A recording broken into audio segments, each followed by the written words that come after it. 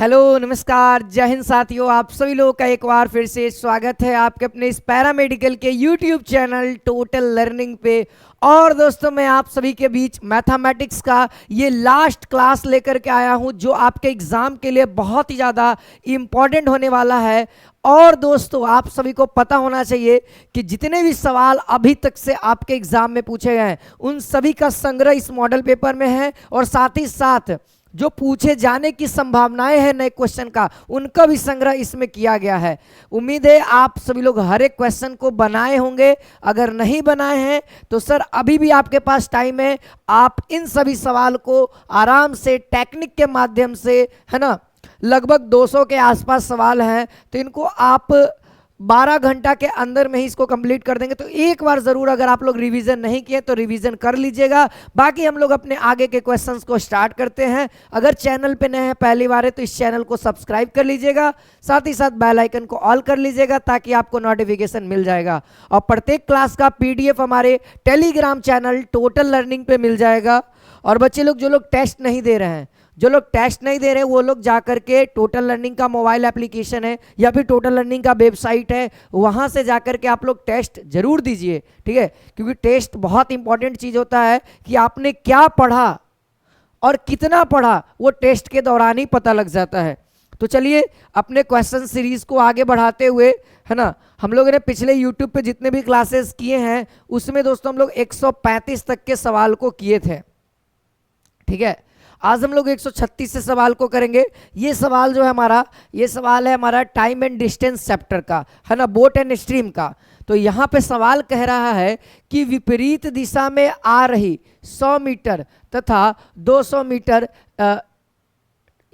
ये हमारा सवाल है दोस्तों रेल का, है ना, ट्रेन वाले चैप्टर का, टाइम एंड डिस्टेंस का ही, ठीक है। लंबी ट्रेन को एक दूसरे को पार करने में कितना समय लगेगा जबकि रेलगाड़ी की जो चाल है वो 180 और 108 किलोमीटर पर घंटा है। बहुत ही बेहतरीन सवाल है, आप लोग इस सवाल को ट्राई कर सकते हैं। देखो इस चैप्टर में यूनिट्स का बड़ा रोल होता है। चलो देखो इस सवाल को बनाते हैं। हमको क्या कह रहा है दोस्तों कि एक दूसरे को पार करने में कितना समय लगेगा। देखो भाई ट्रेन की लंबाई दे रखी है, दोनों ट्रेन की चाल भी दे रखी है। तो सबसे पहली बात कि जो चाल है वो किलोमीटर पर घंटा में है, ट्रेन की लंबाई मेरे भाई वह मीटर में है, और ऑप्शन जरा आप नजर डालेंगे तो यह सेकंड में है ना। तो हमको क्या करना होगा, इस किलोमीटर पर घंटा को हमको मीटर पर सेकंड में चेंज करना होगा। टेक्निक सिखाया था ना, टेक्निक याद होनी चाहिए। फिजिक्स में भी ये रूल है और हमारे मैथमेटिक्स में भी रूल है। तो 180 किलोमीटर पर घंटा को हमको मीटर में चेंज करना है, यानी बड़ा से छोटा में जाना है तो छोटा से गुना करेंगे, यानी कि 5/18 से गुना करेंगे। तो यहाँ से कटेगा कितना बार में 10, यानी आ गया 50 मीटर पर सेकेंड एक ट्रेन का चाल आ गया। अब है 108 को जब हम लोग मीटर पर सेकेंड में चेंज करेंगे तो कितना बार में हो जाएगा, है ना, ये 1 बार में और ये 6 बार में, ठीक है। ये कितना हो जाएगा 6×5 30 मीटर पर सेकेंड। बोलिए क्लियर है, आ गया इतना सभी स्टूडेंट्स का आ गया होगा। चलो मीटर पर सेकंड में आ गया। अब क्या कहता है कि दोनों को पार करने में लगा समय। तो देखो पहले इसको कंबाइन कर दो, इसको जोड़ दिया जाए, क्योंकि यह विपरीत डायरेक्शन में आ रहा है। एक ट्रेन ऐसे आ रहा है, एक ट्रेन ऐसे आ रहा है, यानी एक दूसरे के उल्टा डायरेक्शन में आ रहा है। तो वहां पे क्या था दोस्त, सापेक्ष गति, है ना। तो ऐड कर देंगे तो 50 और 30 80 मीटर पर सेकेंड हो गया। टोटल चाल कितना हो गया, 80 मीटर पर सेकेंड हो गया। अब भैया ट्रेन की लंबाई दोनों को जोड़ दो, कितना हो जाएगा 300, है ना। तो 300/80, है ना, 0 और काटिएगा तो कितना बार में, ये 4 बार में, और ये अब 15 दूना का 30। अब देख लेते हैं 15/4 कहाँ, चढ़ती है 12, 3 15, नीचे में 4 वाला देखो ना भैया, ऑप्शन नंबर 1 ही होगा। इसको गुना करके हल करके देख लेना 15/4 आता है कि नहीं आता है। क्लियर हुआ ये सवाल, उम्मीद है आपको ये प्रॉपर तरीके से क्लियर हो गया होगा। चलो कोई बात नहीं, फार्मूला नहीं याद होगा, हम फार्मूला भी लिख देते हैं। देखो भाई जब विपरीत डायरेक्शन में आता है तो चाल का योग हो जाता है ना। अगर विपरीत के कंडीशन में हो तो जो चाल होता है ना, चालों का योग हो जाता है। चाल जो होगा मेरे भाई वह क्या होगा, चालों का योग हो जाएगा, है ना। और जो अगर फार्मूला है कि कितना सेकंड में पार करता है, तो कुल लंबाई, ट्रेन की कुल लंबाई जो है उसको लिखते हैं और चाल लिखते हैं, ठीक है। ये चालों का योग, बस ये फार्मूला है, और तो कुछ है भी नहीं इसमें। चलिए अब इस सवाल को देखिए, 137 नंबर सवाल। 137 नंबर सवाल कहता है कि 4 पुरुष 6 लड़के किसी कार्य को 4 दिन में समाप्त करते हैं। यानी कि 4 गो आदमी या 6 गो लड़का मिल करके कोई एक काम है उसको 4 दिन में निपटा देता है। अब कहता है जबकि उसी काम को 2 गो पुरुष और 4 गो लड़का मिलकर के 7 दिन में करता है। तब सवाल हमसे पूछ रहा है कि 10 गो आदमी और 8 गो लड़का मिलकर के कितना दिन में काम को करेगा। सिंपल प्रोसेस है, इन दोनों की सहायता से आप पुरुष और जो लड़का है उसका रेशियो निकाल लो और पुट करके आंसर ला दो। देखो हम सबसे पहले क्या करेंगे, रेशियो निकाल लेते हैं। देखो 6 और 4 यानी कि 4 दिन में काम करता, कटेगा तो है नहीं, तो 4 से गुना कर दो। देखो भाई ऐसे हो रहा है, बहुत बड़ी बात है। माइंड में कैलकुलेशन सबसे बड़ी बात होती है। आधा से ज़्यादा काम अगर आप माइंड में कर लेते हो तो आपको लिखना कम पड़ेगा और टाइम कम लगेगा, और एग्जामिनेशन में समय का ही सारा खेल होता है। सवाल सब आता है बच्चों को, ऐसा नहीं है सवाल नहीं आता है, आता है, लेकिन समय लगता है सर, उस समय को मैनेज करना पड़ता है, ठीक है। तो 4, ये 6 भी है ना, 6 गो लड़का है, कितना दिन में कर रहा है, 4 दिन में, बराबर है क्योंकि उसी काम को ये भी कर रहा है। 2 गो पुरुष यानी 2 गो आदमी मेल प्लस 4 गो लड़का यानी कि बॉय, इस काम को कितना दिन में कर रहा है, 7 दिन में। तो इसकी सहायता से आप रेशियो नहीं निकाल लोगे, 16M और 14M, तो M वाले को एक साइड लेंगे, 16 माइनस 14 तो कितना हो जाएगा 2M बराबर, ये कितना हो जाएगा 6 चौको 24 B और 7 चौको 28, 28 में से 24 जाएगा, 28 में से 24 जाएगा 4B। तो यहाँ से कितना आ जाएगा, M/B का वैल्यू कितना आ गया, 2/1 आ गया। M/B का वैल्यू 2/1 आ गया। अब कहीं एक जगह पुट कर दो, कहीं एक जगह आपको पुट करना पड़ेगा, जैसे इस वाले वैल्यू में पुट कर दो। पहले यहाँ पे पहले पुट करके एक इक्वेशन ले लो। तो यहाँ पे M का वैल्यू 2 यानी कि ये 8 हो गया, प्लस यहाँ 6 है ना, तो ये 14 गुने 4 हो जाएगा ना, 14 गुने 4, ठीक है, 1 हो गया। अब देखो अब सवाल क्या है, 10 पुरुष यानी कि 20 है ना, 10 पुरुष यानी कि 20, 8 लड़का यानी कि 28, यानी टोटल कितना हो गया, 28 गो टोटल मिल करके x दिन में काम को करता है। उसी काम को है ना 28 इंटू x दिन में अब 14 गुने 4 दिन में करता है। देखो 14 दूना का 28, 2 गुने 2 यानी x जो है वह 2 दिन में, यानी 10 गो आदमी यानी 10 गो पुरुष और 8 गो लड़का मिलकर के 2 दिन में उस काम को निपटा देगा, यानी ऑप्शन होगा 2 दिन। ऑप्शन नंबर बी आप लोग मैच करके देखो, 2 दिन आ गया। कोई ज़्यादा कैलकुलेशन रहा, देखो भाई इस तरीके से पहले एक इक्वेशन लगा लिए, फिर इस रेशियो को निकाल लिए, इस रेशियो को एगो यहाँ पे भी आप पुट करके इसके बराबर कर सकते, काम तो दोनों को सेम ही करना, वही काम ये भी कर रहा है, वही काम ये भी कर रहा है, वही काम ये भी कर रहा है, जो निकालना है तो सेम चीज़ है। चलिए अब ये है बोट एंड स्ट्रीम का सवाल, ये बोट एंड स्ट्रीम का सवाल है 138 नंबर, बहुत ही लाजवाब सा सवाल है। कहता है कि एक व्यक्ति एक समान गति करते हुए धारा की दिशा में 5 घंटा में 20 किलोमीटर जाता है और इतने ही समय में विपरीत दिशा में 10 किलोमीटर तैर पाता है, तो धारा का बहाव क्या होगा, यानी धारा की गति क्या होगी, धारा की चाल क्या होगी। तो धारा की चाल आप लोगों को पता होना चाहिए, धारा की चाल का जो फार्मूला होता है वह मेरे भाई मालूम होना चाहिए कि धारा की दिशा में चाल, धारा की दिशा में व्यक्ति की चाल है ना, धारा की दिशा में व्यक्ति की चाल माइनस धारा के विपरीत दिशा में व्यक्ति की चाल बटे में 2, ये फार्मूला होता है। तो व्यक्ति की चाल के बारे में यहाँ चर्चा हो रहा है, तो धारा की दिशा में है ना, लिख देते हैं केवल दिशा में माइनस उल्टा दिशा में व्यक्ति की चाल और बटे में 2, ये इतना फार्मूला आप लोग को याद होना चाहिए। अब पहले धारा की दिशा में व्यक्ति की चाल लिख देते हैं, दिशा में व्यक्ति की चाल कितनी हो जाएगी, कितनी हो जाएगी मेरे भाई, देखो 5 घंटा में 20 किलोमीटर जाता है, 5 घंटा में 20 किलोमीटर जाता है, यानी चाल कितना हो गया यानी चाल कितना हो गया मेरे भाई, दूरी बटा में समय इक्वल टू चाल। तो दूरी है 20 अब 5 यानी कि 4 किलोमीटर पर घंटा धारा की दिशा में है। अब कहता है कि 5 घंटा में उतना ही समय में, यानी 5 घंटा में वह 10 किलोमीटर दौड़ पाता है। यानी कि अब लिखेंगे धारा के उल्टा दिशा में, धारा के विपरीत दिशा में, विपरीत दिशा में जो व्यक्ति की चाल होगी, कितना होगी, 10 किलोमीटर जा पाता है, यानी 10 बट्टा में 5 यानी कि 2 किलोमीटर पर घंटा इसका स्पीड हुआ। इसका कितना हुआ, 2 किलोमीटर पर घंटा स्पीड हो गया। अब तो आ गया सर, धारा की दिशा में भी आ गया, धारा के विपरीत दिशा में भी आ गया, क्योंकि भैया चाल बराबर फार्मूला होता है दूरी बटा में समय, दूरी बटा में समय, ये फार्मूला होता है। तो दूरी 20 किलोमीटर 5 घंटा में, तो 4 किलोमीटर, 10 किलोमीटर भाई स्पीड कितना है उतना ही टाइम है 5 घंटा में, तो भाई 2 किलोमीटर। अब बस फार्मूले पे पुट कर देना है, 4 में से 2 जाएगा, 2 बचेगा और बटे में 2, यानी धारा की जो चाल है वह 1 किलोमीटर पर घंटा है, यानी 1 घंटा में 1 किलोमीटर धारा की चाल है। अगर आप केवल नदी में शांत है, 1 घंटा में आप 1 किलोमीटर की दूरी पे चले जाइएगा नदी के केवल बहाव के कारण, ठीक है। आप कोई भी चाल नहीं लगाइए, आप केवल स्थिर रहिए। क्लियर बात, ये भी सवाल क्लियर हो गया। ऑप्शन होगा, ऑप्शन नीचे होगा, अगले वाले पेज में होगा, देख लो। ऑप्शन नंबर सी है ना, क्लियर है ये भी सवाल। अब देखो भैया ये ऋण वाला सवाल है, किस्त वाला सवाल।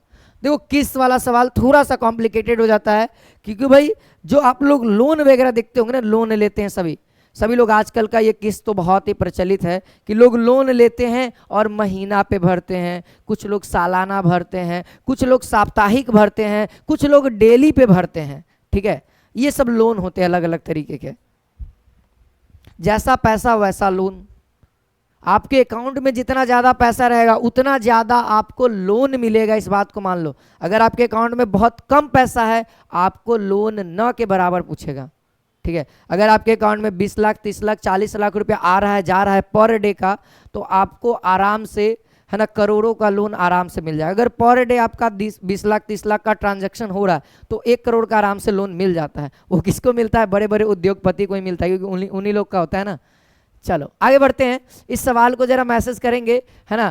कहता है दोस्त, एक व्यक्ति 1820 रुपया 20% चक्रवृद्धि ब्याज, पता है ना, ब्याज पर ब्याज, चक्रवृद्धि ब्याज बड़ा ही कॉम्प्लिकेटेड होता है बाबू, है ना, ये सब गांव देहात में लगता है, अब नहीं लगता है, ठीक है। ऋण को 3 वर्षों में चुकाने के लिए समान वार्षिक किस्त क्या होगा, यानी 1 साल में उसको कितना पैसा देना पड़ेगा। देखो चक्रवृद्धि ब्याज लग रहा है, इसीलिए पैसा ज़्यादा हो जाएगा 3 साल में, सोच लो कितना ज़्यादा हो जाएगा, तो सालाना उसको चुकाना भी है। देखो इस तरह के सवाल के लिए चक्रवृद्धि ब्याज में फार्मूला होता है पी बराबर किस्त, है ना, किस्त क्या हो जाएगा 100 बटा में 100 प्लस आर, ठीक है। फिर एक होगा 100 बटा में 100 प्लस आर का होल स्क्वायर, फिर होगा 100 बटा में 100 प्लस आर का क्यूब, क्योंकि 3 साल के लिए था। अब वैल्यू आपको पता है, ये आपका पी का वैल्यू है, ये आपका आर का वैल्यू है। अब आपको केवल फुल करना है और आंसर आएगा। अब भैया कहेंगे कि सर इतना टाइम है, एग्जामिनर देगा हमको टाइम, चलो ठीक है टाइम नहीं देगा मानते हैं, लेकिन रेयर केस में इस चीज़ को याद रखना। अब टेक्निक सीखो, अब टेक्निक सिखाना मेरा भी फर्ज बनता है। देखो हम सिखाते हैं टेक्निक, इस चीज़ को अब टेक्निक सीखो। अब ये टेक्निक क्या है, आप परसेंटेज को उठाओ। परसेंटेज क्या कहता है, 20% का उसको ब्याज लगता है। 20% को जब फ्रैक्शन में चेंज करते हैं, यानी 1/5, यानी कहने का मतलब आप समझ रहे हैं, अगर आप 5 रुपया लोन लिए हैं ना, तो उसको 1 रुपया लौटाइएगा ब्याज। उसको अगर 5 रुपया आपने लोन लिया है तो 1 साल में उसको आप कितना रुपया लौटाइएगा, 5 रुपया लौटाइएगा, ठीक है। तो यानी कि उसको टोटल कितना लौटाइएगा, 5 रुपया आपने लोन लिया और 1 रुपया ब्याज हुआ, यानी टोटल उसको 6 रुपया आप लौटाइएगा। 6 रुपया भी लौटाइएगा, कितना लौटाइएगा, 6 रुपया लौटाइएगा। अब आपको ऑप्शन में चेक करना है कि कौन सा ऑप्शन 6 से कट जाएगा। अब विभाज्यता का रूल आपको पता होना चाहिए, 6 से कटने के लिए 2 से कटना चाहिए और 3 से भी कटना चाहिए, दोनों कॉम्बिनेशन होना चाहिए। अब ऑप्शन में तो सर इनमें से कोई नहीं है, तो भैया इसमें कौन सी घबराने वाली बात है। अगर कोई ऑप्शन इस 6 से नहीं कटेगा तो इनमें से कोई नहीं मार देंगे, और बढ़िया हो गया, और बढ़िया हो गया ना। तो चेक करिए, ये तो सर 2 से कट नहीं रहा है, तो ये ऑप्शन हमारा कैंसिल। ये 2 से कट रहा है लेकिन 3 से कटता है कि नहीं कटता है, तो देखो 8 है कि 9, ये तो कैंसिल आउट हो गया। 4 ये नहीं कट रहा है, ये 3 से नहीं, ये 2 से कट रहा है लेकिन 3 से नहीं कट रहा है।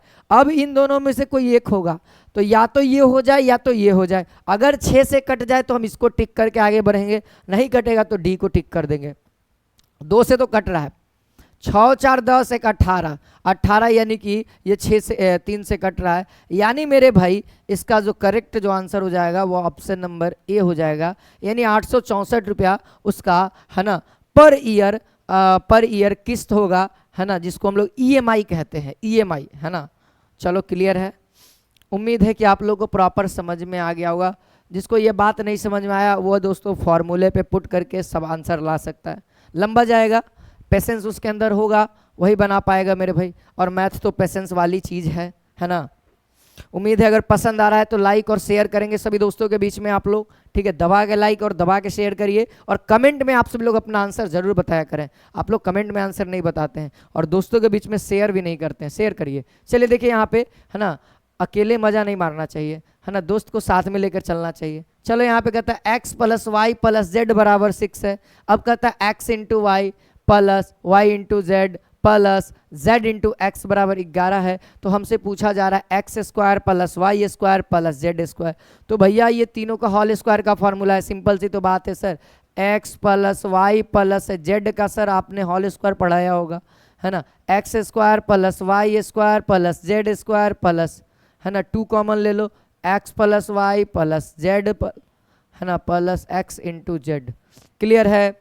अब बताओ इसका वैल्यू दे रखा होगा 6, 6 का स्क्वायर कितना हो जाएगा 36 बराबर, है ना, x² + y² + z², है ना, प्लस 2 × 11 यानी कि 22। अब ये इधर आएगा तो क्या आ जाएगा हमारा final answer, x² + y² + z² बराबर 36 में से केवल हमको दोस्त 22 घटा देना है, यानी कि मेरे भाई हम लोगों का आंसर 14 आ गया, है ना। आप लोगों का भी 14 आ गया होगा, अब तक तो भैया सब लोगों ने बना दिया होगा। 14 आ गया ना, बहुत अच्छा, बहुत अच्छा। आगे बढ़े, आगे बढ़ते हैं सर, अगला सवाल की ओर बढ़ते हैं। चलिए इस सवाल को देखिए, इस सवाल को देखिए और बनाइए आप लोग 41। बहुत ही बेहतरीन सवाल है, बहुत बेहतरीन सवाल है। देखो इसका मतलब आप समझो, पहले इसको ऐसे कर सकते हैं, देखना क्या करना है, इसको रूट को उधर मत भेजना, ज़्यादा लंबा चौड़ा हो जाएगा, ठीक है। इसको इधर ही रहने दो, 3/7 का होल पावर कितना है x + 1, और इसका पावर क्या हम लिख सकते हैं, रूट है तो रूट को हम लोग 1/2 लिखते हैं, नहीं बताएं आपको, बताया ना, 1/2 लिख दीजिए। अच्छा इधर क्या है ना, इधर देखो 243 जो है वह 7 का क्यूब है और 27 जो है वह 3 का क्यूब है, यानी कि 7/3 का होल क्यूब लिख सकते हैं कि नहीं लिख सकते हैं, एकदम लिख सकते हैं सर, इसमें कहने वाली कोई बात। थोड़ा सा और एक्सपेंड करते हैं, तो ये 3/7 जो है इसका पावर क्या हो जाएगा, पावर आपस में गुना हो जाता है, यानी x + 1/2 हो जाएगा। और बराबर अगर आप इसको उल्टा कर दो, जब भी उल्टा करेंगे अंदर वाली वैल्यू को उल्टा करते हैं तो पावर में माइनस हो जाता है, तो उल्टा करो क्योंकि बेस वैल्यू सेम हो जाएगा तो पावर बराबर हो जाएगा। सर ये क्यों कर रहे हैं, क्योंकि भैया क्वेश्चन देखो ना, x का वैल्यू पूछा जा रहा है, तो जब तक बेस वैल्यू बराबर नहीं करेंगे तो पावर कैसे बराबर हो जाएगा। तो बेस वैल्यू को बराबर करने के लिए हमको इसको उल्टा करना, क्योंकि इधर 3/7 है तो इधर भी 3/7 करेंगे, तो उल्टा करेंगे तो पावर में माइनस दे देगा। ये लो माइनस दे दिया हमने, माइनस दे दिया। अब बेस वैल्यू बराबर है तो सर पावर भी बराबर हो जाएगा, यानी कि ये कितना हो जाएगा -6, यानी x का वैल्यू कितना आ जाएगा -7, x का वैल्यू -7। ऑप्शन नंबर ए हो गया मेरे भाई, ऑप्शन नंबर ए। उम्मीद है आप लोगों का मैच कर गया होगा, ठीक है। चलो कभी कभी ऑप्शंस भी गलत हो जाते हैं, कभी कभी क्वेश्चंस भी गलत हो जाते हैं, सुधारना हमारा काम भी है।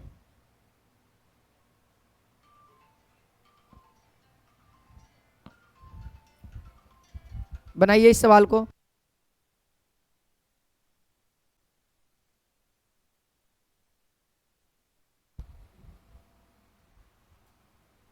उम्मीद है कि आप लोगों से बन गया होगा ये सवाल, है ना, लगभग बच्चों से तो बन ही गया होगा। चलो इस सवाल को देखते हैं क्या कहता है। कहता है ए तथा बी किसी काम को 12 दिन में, यानी ए और बी किसी काम को कितना दिन में कर रहा है, 12 दिन में। ए प्लस बी जो है किसी काम को 12 दिन में। अब कहता है बी और सी जो है उसी काम को 15 दिन में कर रहा है, यानी बी और सी जो है उसी काम को 15 दिन में। तो इसका एलसीएम कितना हो जाएगा 12-15 का, 60 यूनिट हो जाएगा, है ना। तो इफिशियंसी क्या हो जाएगा, ए प्लस बी का इफिशियंसी कितना हो जाएगा मेरे भाई, तो ए प्लस बी का इफिशियंसी यानी 12×5 = 15×60, यानी कि ए प्लस बी जो है एक काम को एक दिन में 5 यूनिट काम करता है और बी प्लस सी जो है एक दिन में 4 यूनिट काम करता है। अब ये तो काम हो गया। अब कहता है यदि ए सी से दुगना काम करता है, यानी ए जो है वह सी से दुगना काम करता है। अगर सी 1 यूनिट काम करता है, एक दिन में अगर 1 यूनिट काम करता है तो ए जो है 2 यूनिट काम करेगा, यानी कि सी का दुगना, तो 1 का दुगना 2 होता है। यानी सर ये डायरेक्ट आपको इफिशियंसी दे दिया और यहां पे आपको इफिशियंसी पता। हमसे पूछा जा रहा है बी उस काम को कितना दिन में करेगा। काम कितना हो रहा है टोटल 60 यूनिट, बी कर रहा है कितना, ए प्लस बी एक दिन में 5 यूनिट, ए अकेले एक दिन में 2 यूनिट, तो बी कितना 5 - 2 यानी बी अकेले 3 यूनिट एक दिन में काम करेगा, यानी बी का यहाँ पर कितना हो गया 20 दिन, यानी बी जो है अकेले 20 दिन में काम करेगा। Option number B. अब सर यहाँ पे भी है, यहाँ पे भी 3 आना चाहिए, तो चलो देख लो।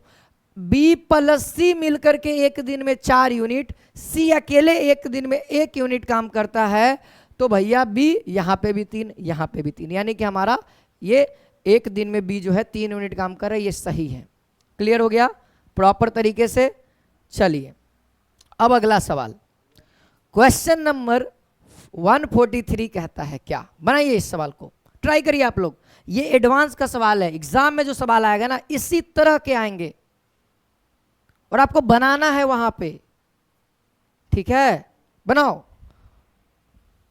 चलो भाई देखिए, कहता है एक घन के तथा उसी के अंदर बने एक गोले का आयतन, जैसे मान लिया एक स्ट्रक्चर बनाते हैं, 3D है और 2D बना देते हैं। ये हमारा एक घन है मान लीजिए, इसी के अंदर एक गोला बनाए हैं, ठीक है। अब गोला की घन का भुजा मान लेते हैं ए है, क्योंकि घन सब तरीके से बराबर, सब भुजा उसका बराबर होता है ए। तो बताओ इसका क्या हो जाएगा, रेडियस यहाँ पे आर हो जाएगा सेंटर से, ठीक है। अब कहता है आयतन का अनुपात, और यहाँ पे कहता है घन के सभी भुजाओं को छूता है, जो गोला है वह घन के सब भुजा को छूता है, तो छुआ दिए देख लो छूत रहा है। अब बताओ घन का आयतन क्या होता है, भुजा का क्यूब, और गोला का आयतन क्या होता है, तो 4/3 आर क्यूब। तो आर तो यहाँ पे नहीं रख सकते हैं, अगर आप अच्छे से ध्यान दो, आर जो है दोस्त यह क्या है देखोगे तो ये इसका व्यास हो जाएगा, है ना। यानी कि ये जो आर है वह a/2 का आधा है, a/2 का आधा है, यानी कि दोस्त आर के जगह पे हम लोग लिख सकते हैं a/2। आप लोग देख लो ना, आप लोग ये पूरा 2r करते हैं तो a आता है, तो r करेंगे तो a/2 आएगा, यानी दोस्त r क्यूब के जगह पे आज हम लोग क्या रखेंगे, आज हम लिखेंगे a क्यूब, और 2 का क्यूब कितना हो जाएगा 8। अब केवल हम लोग को क्या करना है, सिंप्लीफाई करना है, काटना है। तो ध्यान दे रहे होंगे ऊपर कुछ नहीं तो एक बचा, ये खत्म, ऊपर वाला ऊपर से, नीचे वाले से मत काट देना, ऊपर वाला ऊपर से, नीचे वाला नीचे से। तो ये देखो ये तो सामने सामने, ये तो कट ही जाएगा 2। यहाँ क्या बचा हुआ है, यहाँ पाई है, 1/π/3 दूना का 6। जब इसको हम लोग सिंप्लीफाई करेंगे तो 6 ऊपर जाएगा बटा में पाई, यानी 6/π, सामने तो दिख ही रहा है ऑप्शन नंबर बी, यानी इस क्वेश्चन का आंसर ऑप्शन नंबर बी 6/π हो जाएगा। क्लियर है, बहुत ही बेहतरीन तरीका से, बहुत ही आसान क्वेश्चन है और एग्जामिनर इसी तरीके के आसान क्वेश्चन पूछते हैं। चलिए अगला सवाल, यहाँ पे देखो सवाल को पढ़िएगा थोड़ा सा बढ़िया तरीका से और बताइएगा। यहाँ पे सवाल कहता है दोस्त कि यदि एक वृत्त का अर्ध व्यास 5% कम कर दिया जाता है तो उसके क्षेत्रफल में कम हो जाएगा। यहाँ पे कम हो जाएगा, ठीक है, टाइपिंग मिस्टेक, कम हो जाएगा। कितना कम होगा? 2.5%, 25%, 16.75%, 9.7%। बताइए, पहले लैंग्वेज पढ़िए, हमेशा रेडियस को करिएगा, व्यास को मत करिएगा, रेडियस को। तो यहाँ पे जो कहा अर्ध व्यास का मतलब ये होता है व्यास का आधा रेडियस होता है। यानी रेडियस में दोस्तों हम लोग कितना कमी कर रहे हैं? 5 का कम कर रहे हैं, यानी -5।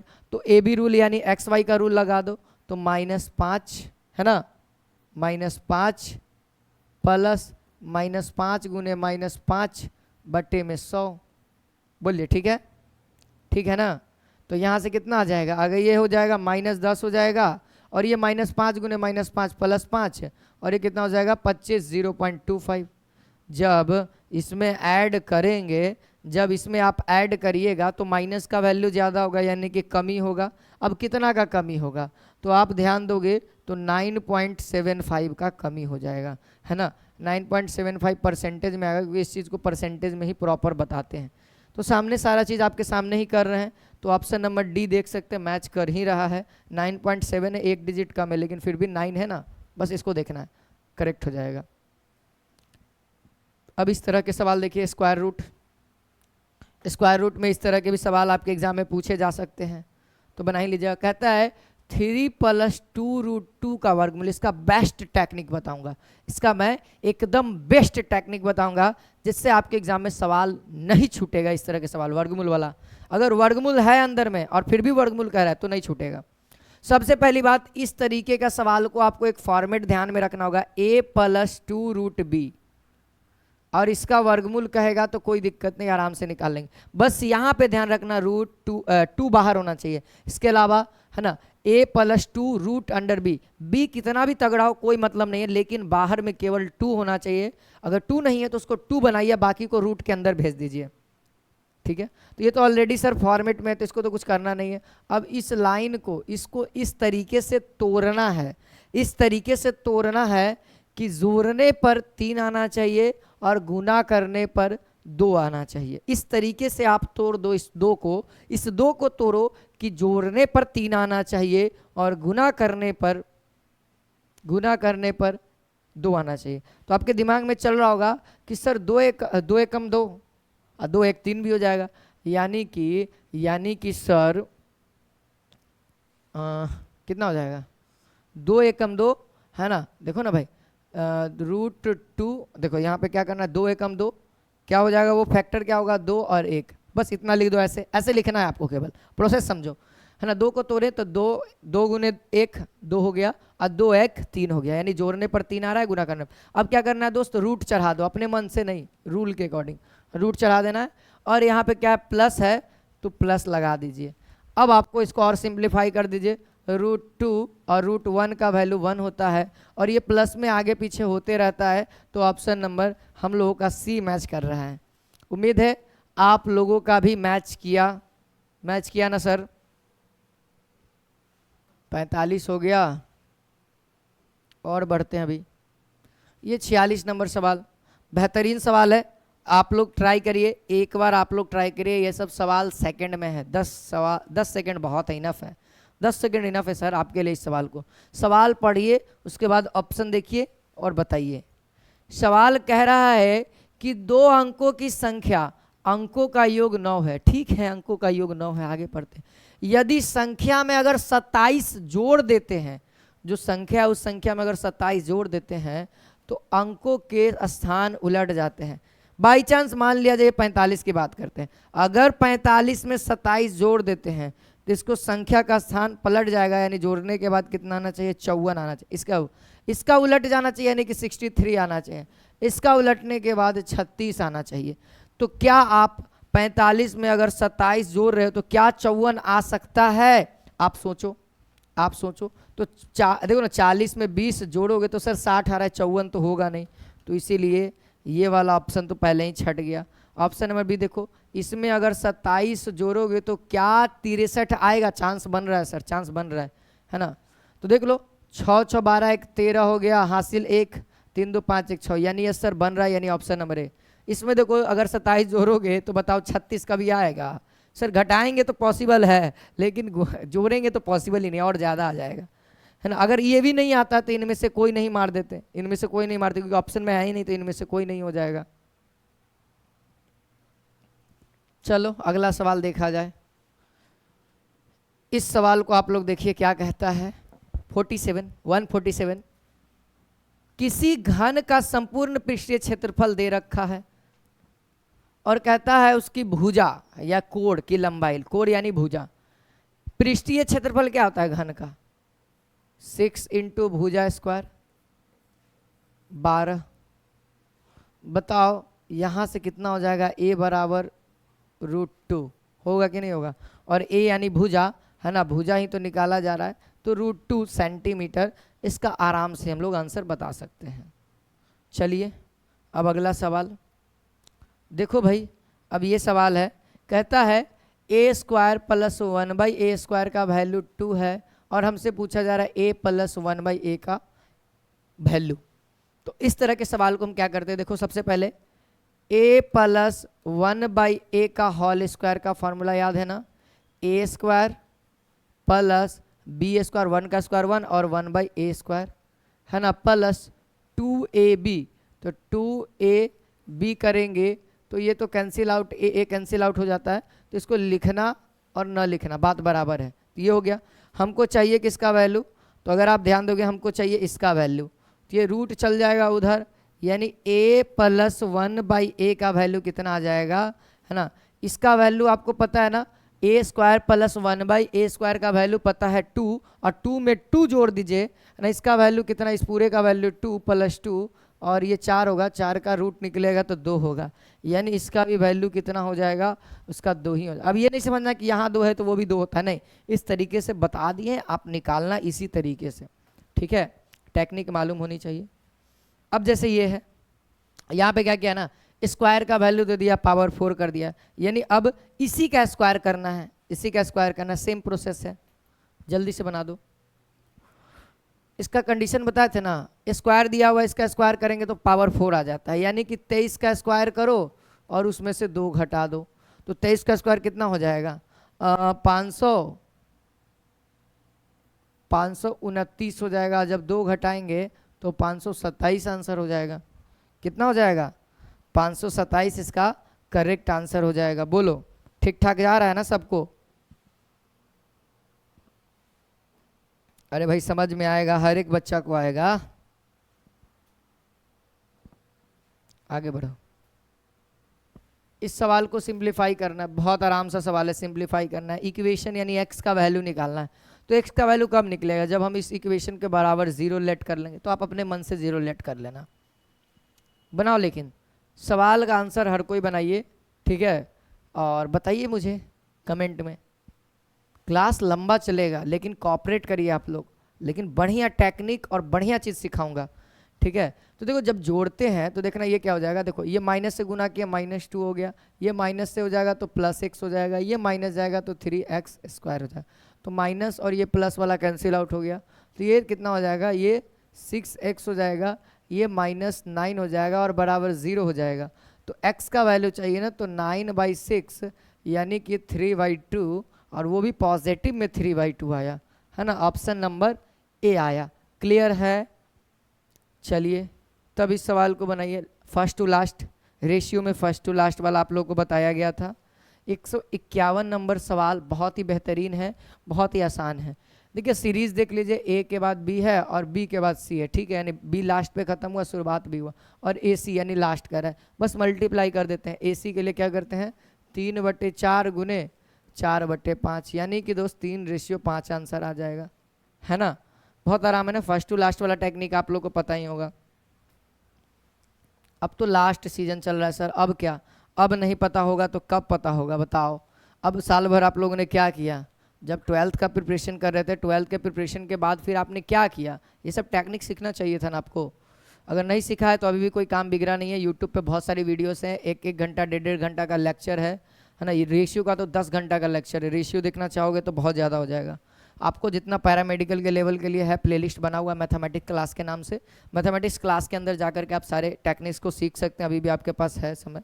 कहते हैं ना कि स्टूडेंट का जो रात भर का जो मेहनत होता है ना वही रंग लाता है, क्योंकि एज अ मैं भी स्टूडेंट था और हूँ भी, तो मेरे को पता है कि स्टूडेंट साल भर नहीं पढ़ता है, वो जो महीना के जो एग्ज़ाम का जो 2-4 दिन जो गिना चुना रहता है ना उसमें पढ़ता है और उसी में पढ़ के टॉप कर जाता है सर। बहुत सारा ऐसा एग्जाम्पल्स आपको देखने को मिलेंगे। तो समय है, ऐसा रीज़न ये भी है, साइंटिफिक रीज़न ये भी है कि जो पढ़ते हैं वो एट अ टाइम माइंड में रहता है। बात तो पहली बात ये है कि जो पढ़ के गए एट अ टाइम माइंड में रहा, अगर बढ़िया लग रहा, अगर क्वेश्चन सही रहा, लड़ गया तो एट अ टाइम जो माइंड में उस पर तो आप रगड़ दीजिएगा। नहीं लड़ा, ऐसू कौन सा मार तीर मारे है, 4 दिन पहले ही तो पढ़े हैं, कोई फायदा नहीं, कोई असर नहीं होने वाला है। तो दोनों में से कोई असर नहीं होगा जो फेलियर विद्यार्थी है। हाँ, लेकिन जो शुरू से मेहनत कर रहा है और उसको नहीं लड़ता है तो उसको बहुत दुख होता है। मेरे को भी दुख होता है यार कि मेहनत किया और फल नहीं मिला, लेकिन ऐसा नहीं होता है। उसको उस समय के लिए लगता है कि कुछ नहीं हुआ यार, इतना मेहनत किए थे, लेकिन उसको पता नहीं है कि वह अभी नहीं कुछ हुआ है, लेकिन उसको आगे बहुत कुछ लिखा हुआ है ना, इस मेहनत के लिए उसको आगे मिलेगा। ऐसा नहीं है कि उसको कुछ नहीं मिल रहा, मिलेगा सर, पैसेंस रखिए। कहते हैं ना संयम सबसे बड़ी चीज़ होती है, संयम है ना, बहुत बड़ी चीज़ होती है। वो सबसे नहीं होता, इस बात को याद रखना, सबसे नहीं होता है ना। जो हम लोग यूट्यूब पे क्लासेस लेते हैं तो उसमें भी क्या होता है ना, बहुत ज़्यादा संयम रखना पड़ता है। स्टूडेंट्स बहुत कम जुड़ते हैं, अपने आप को मोटिवेट रखना पड़ता है कि नहीं यार स्टूडेंट्स हैं, अपना लाइव है ना, जितने स्टूडेंट पढ़ रहे हैं बस उसी को सिलेक्शन दिला देंगे, अपने आप स्टूडेंट्स बढ़ जाएंगे। ठीक है, तो ये संयम होता है, संयम रखना ही अपने आप का एक सबसे बड़ा विरोध काम होता है।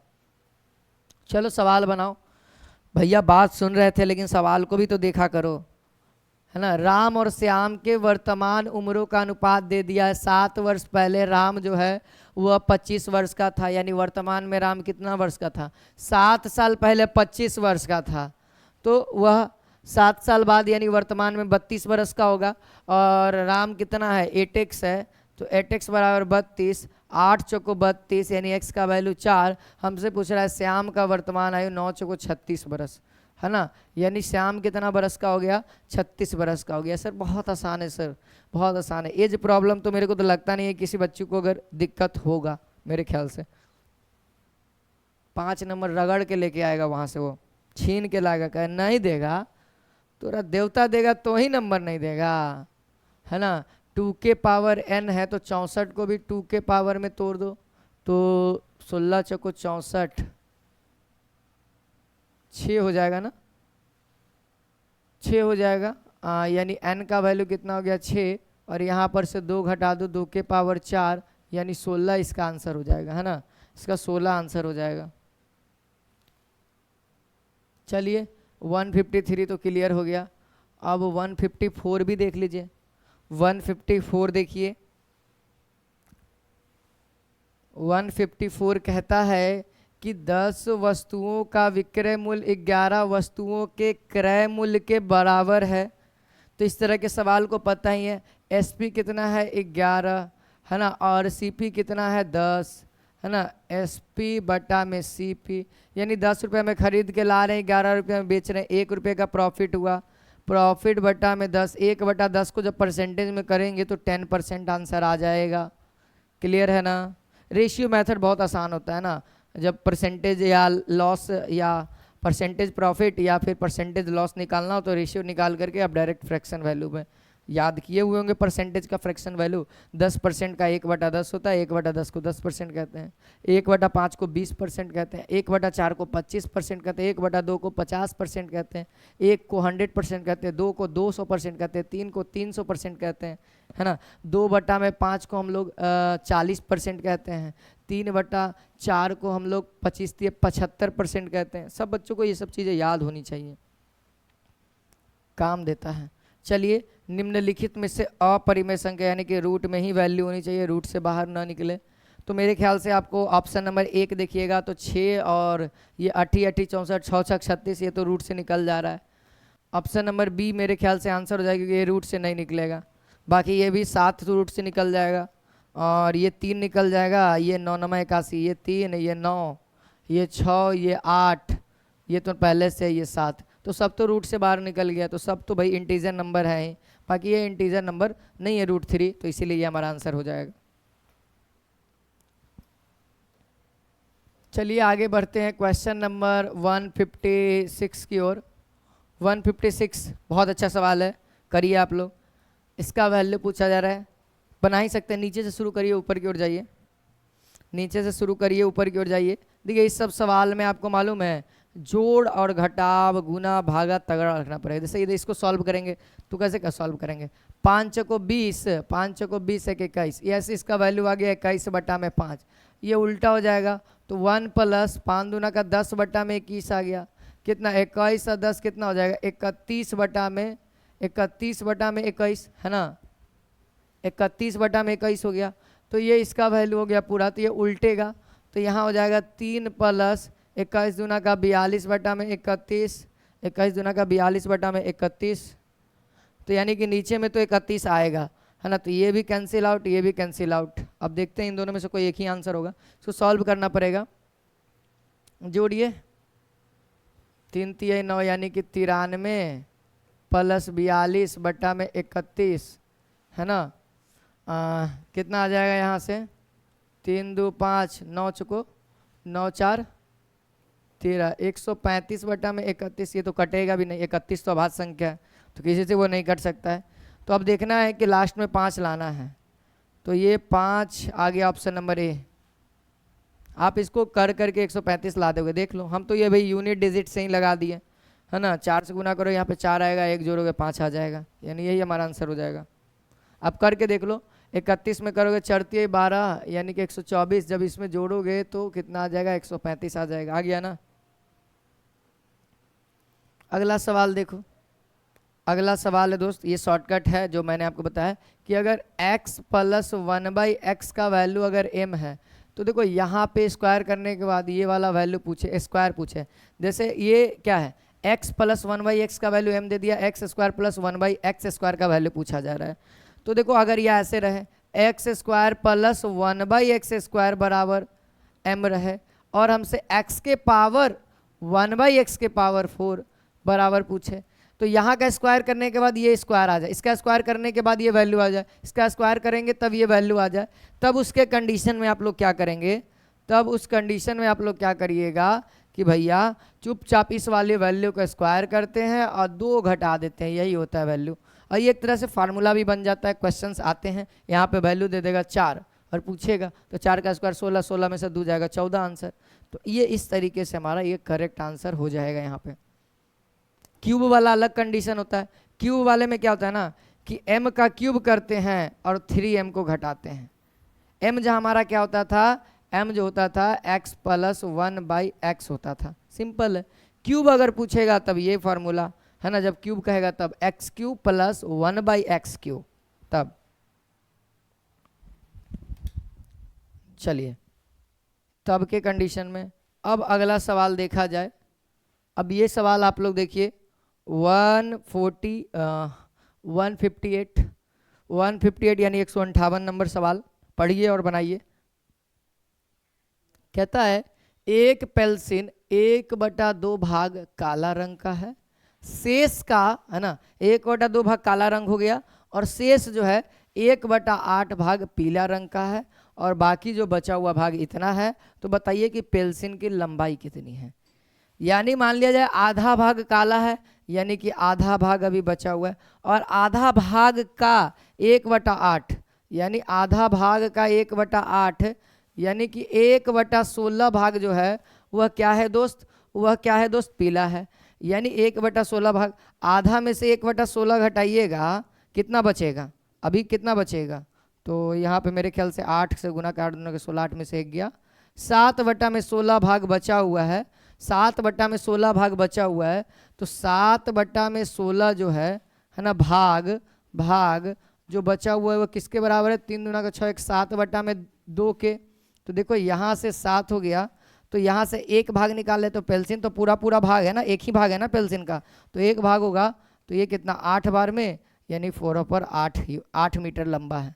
पेंसिल कितना मीटर लंबा है? 8 मीटर, यानी 1 भाग, पूरा 1 भाग होगा। ठीक है, चलिए क्वेश्चन नंबर 159।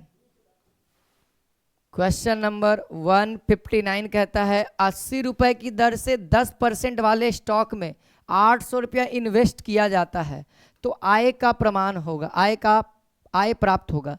मतलब 80 रुपया दर से 10% पे स्टॉक पे 800 रुपया इन्वेस्ट किया जाता है तो इनकम कितना आएगा उसका, ये पूछा जा रहा है। बहुत अच्छा सवाल है ना, बहुत ही बेहतरीन सवाल है, आप लोग ट्राई भी कर सकते हैं। यानी दोस्त कहने का मतलब है कि ये कह रहा है ना कि हर एक 80 रुपया पे 10% मिलेगा, हर एक 80 रुपया पे, है ना। मान लिया जाए 100 रुपया अगर इन्वेस्ट कर रहे हैं, मान लिया जाए 100 रुपया इन्वेस्ट कर रहे हैं तो 80 रुपया पे कितना मिल रहा है, 80 रुपया पे 10 रुपया मिल रहा है ना। 80 रुपया पे 10 रुपया उसको एक्स्ट्रा मिल रहा है इन्वेस्टमेंट। 80 रुपया अगर आप इन्वेस्ट करते हैं तो 10 रुपया मिलेगा, है ना। तो देखो उसको 80 रुपये की दर से 10 रुपया मिल रहा है।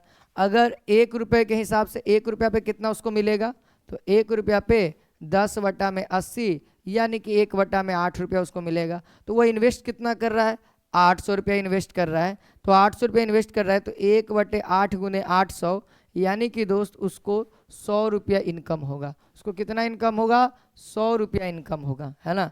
उसको 100 रुपया इनकम होगा। आंसर भी आ गया। आगे बढ़े, 159 हो गया। अगला सवाल 160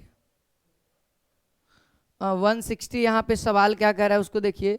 कहता है 20% हानि उठाकर एक टेबल जो 1600 रुपया में बेचा गया, 15% लाभ उठाने के लिए उसे कितना में बेचा जाना चाहिए। लॉस एंड प्रॉफिट का वो टेक्निक वाला फार्मूला याद है ना, कि जो चाहिए उसको ऊपर, जो दिया हुआ है उसको नीचे, और जितना में बेचा जा रहा है उसको गुना में। चाहिए उसको क्या, 15% का प्रॉफिट चाहिए, यानी 15% में यानी 115, और दिया हुआ है कितना 20% का लॉस हो रहा है उसको, यानी कि 100 में से 20 घटा दो, 100 में जो प्रॉफिट होगा 100 में जुटेगा और वो घटेगा, तो 20% यानी 80 रुपया, 80। और कितना में बेच रहा था वो, पहले 1600 में बेच रहा था, तो अब जो बेचेंगे तो उसको 15% का प्रॉफिट होगा। देखो 8 एकम 8, 8 दूना का 16, है ना। तो 0 है ना, 0 फिर एक 0, 5 दूना का 10 और 2 दूना का 4, 1 5, 2500 आएगा ना, सॉरी 2300 आएगा, 2300 यहाँ आएगा, है ना। 2300 आंसर आ जाएगा ये, ठीक है। 0 और 5 दूना 10 के 0 हासिल 1, 2 1 3 और 2 एकम 2, है ना। 2300 रुपया उसको बेचेगा तो उसको 15% का प्रॉफिट हो जाएगा। अगर इस सवाल को देखें, ए और बी जो है ना, एक काम को 16 दिन में करता है, बी उसे 20 दिन में करता है, ए अकेले उस काम को कितना दिन में करेगा। तो वही काम पहले लिख दो, ए प्लस बी जो है वह 16 दिन में करता है और बी जो है अकेले जो है वह 20 दिन में करता है। तो 16 पचे 80, है ना, 16 पचे 80 यानी कि 16 पचे 80, 20 चको, यानी कि ए प्लस बी जो है ये दोनों का इफिशियंसी कितना है, 5 है, और बी का अकेले इफिशियंसी 4 है, यानी ए का इफिशियंसी कितना हो जाएगा, 1। यानी कि दोस्त ए जो है एक दिन में कितना यूनिट, 80 यूनिट काम करने के लिए कितना दिन लगाएगा, 80 दिन लगा देगा, है ना। ए जो है एक दिन में 4 यूनिट काम करता है, ए जो है ए प्लस बी दोनों मिल करके, है ना, 5 यूनिट एक दिन में काम करता है, और बी जो अकेले एक दिन में 4 यूनिट काम करता है। तो ए प्लस बी और बी अकेले 4, तो घटा देंगे तो 1 यूनिट किसका बचेगा, ए का बचेगा, और ए जो है अकेले 1 यूनिट काम करता है एक दिन में, तो 80 यूनिट काम के लिए 80 दिन लगाएगा। सिंपल सी बात है। अब अगला सवाल है एडवांस का सवाल, आपको यहाँ से ज़्यादा देखने को मिलेगा, ठीक है। ये सवाल देखिए, ये कहता है भैया, ये कह रहा है गोले के पृष्ठ का ये त्रिज्या शायद निकालने के लिए कहेगा, व्यास, है ना, ये व्यास होगा, ठीक है। ये त्रिज्या नहीं, ये व्यास होना चाहिए, ठीक है। ये क्या होगा, व्यास होगा, है ना। व्यास निकालने के लिए कहा है, तो व्यास यानी कि डायमीटर, है ना, त्रिज्या का दुगुना। तो सबसे पहले हम त्रिज्या निकाल लेते हैं। तो क्या कहता है, गोले का पृष्ठीय क्षेत्रफल और आयतन समान है। गोले का पृष्ठीय क्षेत्रफल, तो गोला का संपूर्ण पृष्ठीय क्षेत्रफल क्या होता है, 4πr², और गोला का आयतन क्या होता है, 4/3πr³। याद होनी चाहिए सभी बातें। देखो ये पूरा कैंसिल आउट, यहाँ पे 1 बच जाएगा, ठीक है। थोड़ा सा कलर चेंज कर लेते हैं, ये 4 से 4 खत्म, ये पाई से पाई खत्म, ये 3 उधर जाएगा बराबर इधर r, यानी r का वैल्यू 3। तो डायमीटर यानी व्यास कह रहा है, तो व्यास कहता है 2r यानी कि दोस्त 3 दूना का 6 यूनिट इसका आंसर आ जाएगा। यानी ऑप्शन नंबर ए जितने बच्चे बता रहे हैं उसका सही है। देखो ब्यास कर लेना, इतना समझदार होना चाहिए आप लोग। चलो 63 नंबर सवाल देखिए। 63 नंबर सवाल कहता है कि 150 मीटर लंबी रेलगाड़ी 300 मीटर लंबी सुरंग को पार करने में 45 सेकंड का समय लेती है, तो गाड़ी की चाल क्या होगी? तो गाड़ी की चाल क्या होगी? टाइम बराबर फार्मूला बताए थे ना, देखो ना, टाइम बराबर फार्मूला था ना, गाड़ी की लंबाई है ना, अब प्लस जो पुल है, वो जो सुरंग है उसको पार करने की लंबाई और चाल। तो अगर टाइम दिया हो तो एक्सचेंज कर सकते हैं ना। तो बताओ यहाँ पर से इन दोनों को जोड़ो तो कितना आ जाएगा? 450 आ जाएगा, और बटा में है ना, टाइम को इधर चाल को उधर, तो टाइम इधर कहेंगे तो यहाँ पे कितना आ जाएगा? 10 मीटर पर सेकेंड आया। लेकिन यूनिट्स अगर ध्यान दोगे तो यह किलोमीटर पर घंटा है, तो इसको बदलना पड़ेगा। तो ये 10 को बदलने के लिए 18/5 से गुना करना पड़ेगा, ये किलोमीटर पर आवर में हो गया। तो यहाँ से कितना? 2 बार में 8 दूना का 18 दूना का 36, यानी 36 किलोमीटर पर आवर इसका करेक्ट आंसर हो जाएगा। ठीक है, ध्यान से बनाइएगा आप लोग भी। देखिए इस सवाल को बनाइए। ये टेक्निक पिछले भी क्लासेस में बता चुके हैं कि 5% वस्तु के 5% की हानि के जगह पे 5% का प्रॉफिट पर बेची जाती है, तो विक्रेता को इतना रुपया देख। मान लिया जाए किसी वस्तु को विक्रेता बेच रहा है, अब किसी भी अमाउंट पे बेच रहा है पता नहीं है, लेकिन उसको हानि हो रहा है 5%, X% हानि हो रहा है मान लेते हैं। अगर वह अमाउंट को Z रुपया अमाउंट बढ़ा दिया तो उसको Y रुपया प्रॉफिट हो जाता है, Y रुपया प्रॉफिट हो जाता है। तब के कंडीशन में आपको लागत मूल्य पूछेगा, यानी कि खरीद वाला मूल्य पूछेगा, यानी कि क्रय मूल्य पूछेगा। तो यहाँ पर से जो सीपी का वैल्यू हो जाएगा, वो जो जेड होगा उसमें 100 से गुना करिए, और जो आपको प्रॉफिट और हानि हो रहा है, एक प्रॉफिट एक हानि, इसीलिए ऐड हो रहा है। अगर दोनों प्रॉफिट होगा तो माइनस होगा, दोनों लॉस होगा तो माइनस होगा, एक प्रॉफिट एक हानि तो दोनों ऐड हो जाएगा। ठीक है, तो बताओ सीपी कितना हो जाएगा, कितना अधिक में बेच रहा है? तो 672 बटा में 100 डेसिमल हटा दिए, 100 से गुना करिएगा, 100 से 100 उड़ जाएगा, नीचे में x + y 5 5 कितना हो जाएगा? 10। तो यहाँ से ये केवल डेसिमल लगा दो, तो एक अंक के बाद 67.2 है ना, ये आ जाएगा। ये इतना बचा ना, नीचे में कुछ नहीं तो 10 है ना, तो ये आएगा ना भाई 67.2। तो मैच तो एक ही वो कर रहा, बाकी सब तो है ही नहीं 67, तो 67 यहीं पे है, 67 है ना। तो ये बातें याद रखनी पड़ेंगी है ना। इस तरह के 2 सवाल मैंने इंक्लूड कर दिया। अब ये देखो 65 नंबर सवाल देखिए। 165 कहता है ए तथा बी के मध्य आयु का अनुपात 2:5 है। 8 वर्ष बाद उनकी आयु का अनुपात 1:3 है, तो उनकी वर्तमान आयु का अंतर पूछा जा रहा है। तो ऊपर वाला लाइन में कुछ नहीं कहा, यानी वर्तमान का निकालिए आप लोग।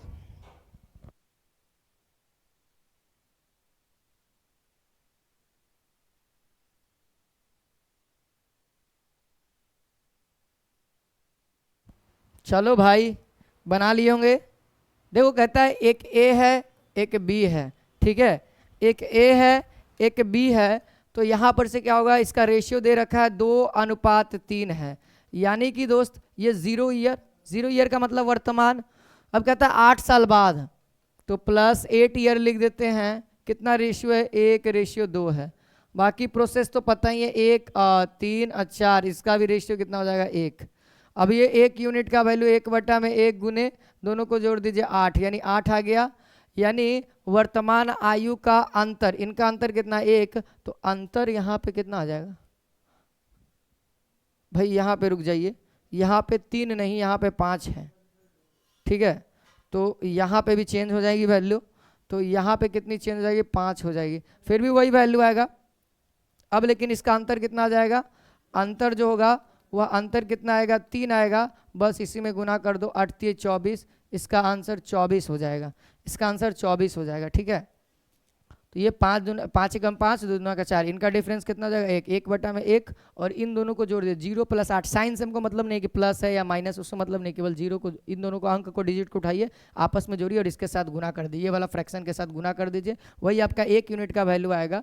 अब इसका अंतर पूछा जा रहा है, तो 5 में से 3 जाएगा, 5 में से 2 जाएगा 3 यूनिट, तो 3 यूनिट, तो 1 यूनिट का 8, तो 3 यूनिट काटती है 24 हो जाएगा। या फिर आप इसका वैल्यू रखें 16 में से आप क्या करते? 16 आता, ए का वैल्यू कितना आता? 16, और बी का आता 8 × 5 = 40, 16 में से 40 जाता तो 24 आता ही, अब देखो अब इस सवाल को 166 यानी 166 नंबर सवाल, बहुत अच्छा। 66 नंबर सवाल को देखिए क्या कहता है। तो ये सवाल कह रहा है दोस्त कि एक टोकरी में आधे सेब बेच दिए गए और 1/3 भाग सेब पक गए और तथा शेष 20 गो सेब थे, यानी बचा हुआ टोकरी में कितना 20 गो सेब था। तो अब हमसे कह रहा है कि टोकरी में होने वाली पहले आरंभ में जब बिका नहीं था, पका नहीं था, तब उस समय टोकरी में कितने सेब थे। तब उस सिचुएशन में हम लोग क्या करेंगे दोस्त कि हम लोग क्या करते हैं एक्स मान लेते हैं कि मान लिया जाए टोकरी में एक्स गो था, टोकरी में एक्स गो था, तो उस एक्स में से पहला तो आधा, एक्स का आधा हमने बेच दिया और दोस्त एक्स का आधा क्या हो गया पक गया, एक्स का 1/3 क्या हो गया पक गया। तो इन दोनों को सबको साइड कर देंगे तो बचा क्या 20 गो बचा हुआ है, 20 गो बचा हुआ है, यानी कि दोस्त इसको जब करेंगे तो x कॉमन हो जाएगा और 5/6 आ जाएगा, है ना, और बराबर 20। तो यहाँ से कितना आ जाएगा x/6 बराबर 20, यानी कि दोस्त टोकरी में जो है 6 दूना का 12 यानी 120, यानी 120 गो यहाँ पे क्या है सेबों की संख्या थी टोकरी में, है ना। जो पहले की टोकरी थी उसमें 120 गो जो कितनी थी वह कितनी थी 120 गो सेब थी पहले वाली टोकरी में। ऑप्शन में होगा, ऑप्शन आगे है देख लेते हैं। 166 हो गया, देखो ऑप्शन नंबर बी देखो मैच कर रहा है ना, ऑप्शन नंबर बी देखो मैच कर रहा है ना। चलिए 167 देखो, 167 क्या कहता है, कहता है भाई कि किसी संख्या का 1/7 का 2/3, किसी संख्या का 1/7 का 2/3 240 का 87.5% है, तो बताइए संख्या क्या होगी। तो मान लें कि वह संख्या x है और x का 1/7 और इसका 2/3 जो है वह बराबर है 240 के, है ना, 240 के 87.5%। और आप लोग को याद होना चाहिए 87.5% का फ्रैक्शन वैल्यू तो यह 1/8 का होता है। तो ये 1/8 को फ्रैक्शन में क्या कहते हैं 12.5%, और 12 का अगर आप 7 बार करोगे तो 27.5% आ जाएगा, यानी कि 7/8 इसका आ जाएगा। ठीक है, तो अगर आप कैलकुलेट करोगे तो ये कितना बार में, एक बार में, और ये 8×3 = 24 यानी 30 बार में, ये काटेगा इसको 15 बार में, यानी x का जो वैल्यू आएगा वो आएगा 15 × 7 21 21 7 147। जब इसमें गुना करिएगा तो हमारा ऑप्शन आ जाएगा 2205, ऑप्शन नंबर बी में। सर कैसे कर दिए, सब में लास्ट में 0 है और देखेंगे यूनिट डिजिट लगा दिए इसलिए कि देखो सबके लास्ट में 0 1 के 5 है, तो एक बार यूनिट डिजिट लगा तो 7 × 5 = 35 का 5, यानी लास्ट में तो 5 आएगा और बाकी सबका 0 है, केवल एक ऑप्शन का यूनिट डिजिट क्या है 5 है, तो आंसर तो वही होगा, गुना करने की प्रॉपर ज़रूरत भी नहीं है। ठीक है, तो हर एक चीज़ का एक प्रोसेस होता है जिसको आपको समझना पड़ता है। चलिए 168 की ओर बढ़ते हैं। इस सवाल को पढ़िए और बनाइए क्योंकि ये एज प्रॉब्लम का सवाल है, आपसे एज प्रॉब्लम के सवाल नहीं छूटेंगे भाई, घबराना नहीं है केवल। वर्तमान से 15 वर्ष बाद व्यक्ति की आयु 15 वर्ष पहले से 4 गुनी है, तो उस व्यक्ति की वर्तमान एज कितनी है। बहुत आराम से सवाल है। तो मान लो कि वर्तमान में जो है ना उसका एज x वर्ष है, मान लो, मानने में क्या जा रहा है, वर्तमान में x वर्ष है, x वर्ष लेट कर लिए सर, अब आगे क्या करना है। तो 15 वर्ष बाद, वर्तमान से 15 वर्ष बाद कितना होगा, प्लस 15 ईयर बाद उसका एज कितना होगा, उसका एज कितना होगा x + 15 होगा। अब 15 साल पहले कितना होगा वर्तमान से, तो x - 15 होगा। अब कहता है कि x 15 बाद 15 साल के पहले का रिलेशन है, पहले से 4 गुना है, यानी कि यह जो 15 साल बाद का जो एज है उसका 4 गुना है पहले का, है ना, पहले का 4 गुना है। तो यहाँ से कितना आ जाएगा 4x आ जाएगा, ये x जाएगा तो कितना हो जाएगा 3x हो जाएगा, यानी 3x बराबर 15 × 60, आई पट्टी आएगा तो माइनस में 60 है, इधर आएगा प्लस में जाएगा यानी 75, यानी x का जो वैल्यू आएगा 25, यानी इसका जो वर्तमान में जो एज है वह 25 वर्ष है। कितना एज है 25 वर्ष से आराम से हो जाएगा, कैलकुलेट आराम से हो जाएगा। ये जो रिलेशन हमने लिखा वह इस लाइन से लिखा कि 15 वर्ष बाद एक व्यक्ति की आयु 15 वर्ष पहले से 4 गुनी है, यानी 15 वर्ष पहले कितना था, x माइनस 15 था, उसका 4 गुना है 15 वर्ष बाद का, यानी x प्लस 15 के बराबर है। ठीक है, आगे ये भैया 2D का सवाल है ना, मेंसुरेशन में 2D का सवाल है। कहता है एक आयत का परिमाप दे दिया है 50 मीटर और इसकी लंबाई और इसकी चौड़ाई से 13 मीटर अधिक है, तो बताइए क्षेत्रफल क्या होगा। L इंटू बी ज्ञात करना है, परिमाप दे दिया है।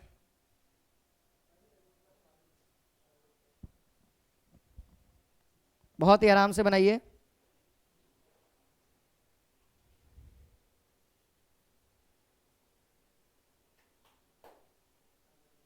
बहुत ही आराम से बनाइए। ठीक है, तो चलिए इसका आंसर देख लेते हैं।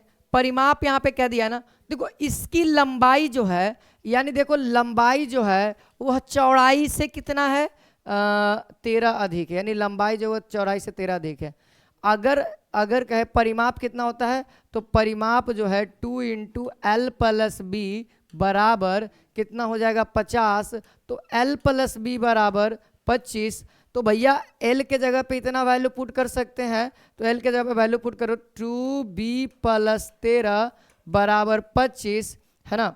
तो बताओ b का वैल्यू कितना आ जाएगा, 13 घटा दो, यानी कि भैया यहाँ पर से आ जाएगा 12, यानी b का वैल्यू 6। तो b का वैल्यू 6 आ गया और इसका 6 जोड़ोगे तो कितना आ जाएगा, 6 3 9, यानी 19 आ जाएगा, है ना, 19 आ जाएगा।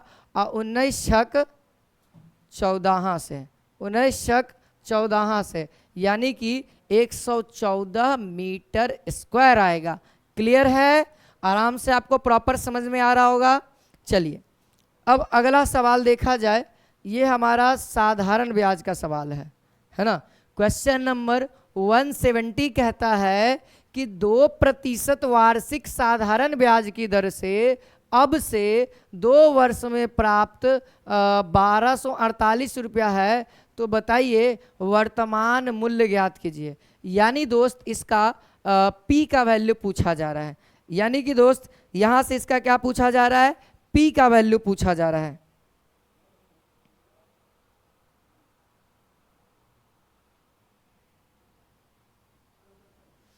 तो आप लोगों को तो सूत्र बताया ही गया होगा, जब आपको ये क्या है, अमाउंट दिया हुआ है, ये क्या है, अमाउंट है, ये क्या है, ये अमाउंट है, ठीक है, ये आपका रेट है, ये आपका टाइम है, और कुछ तो है नहीं। जब अमाउंट रहे, अमाउंट के कंडीशन में आपको ब्याज मालूम ना हो, तब के कंडीशन में आपको मैंने एक सूत्र दिया था प्रिंसिपल यानी ज्ञात करने के लिए, मूलधन ज्ञात करने के लिए, कि P बराबर एक फार्मूला हो जाएगा अमाउंट गुने 100, अमाउंट गुने 100 और प्लस, है ना, R इंटू टी।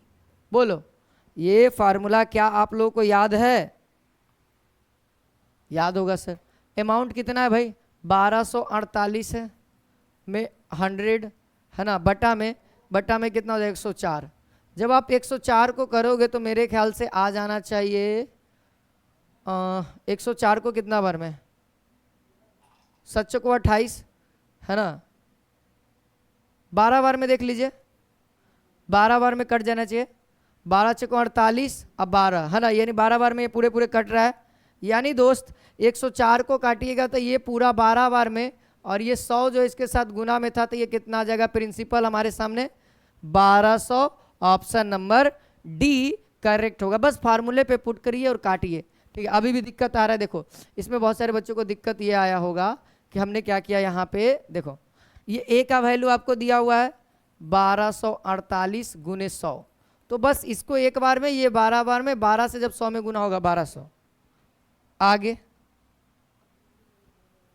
171, ये सवाल कहता है 31 रुपया में एक किताब को बेचने पर व्यापारी को लागत का 7% हानि होता है। उस किताब को 35 रुपये में बेचता है, तो उसको लाभ हुई या हानि हुई, ये पूछा जा रहा है। उसको लाभ हुआ या हानि हुआ। कह रहा है कि 31 रुपया में उसको बेचता है तो 7% का उसको हानि होता है। और उससे पूछा कि अगर 35 रुपये में बेचे तो उसको क्या होगा, प्रॉफिट होगा या फिर लॉस होगा। तो आपको वही है कि मान लीजिए प्रॉफिट हुआ,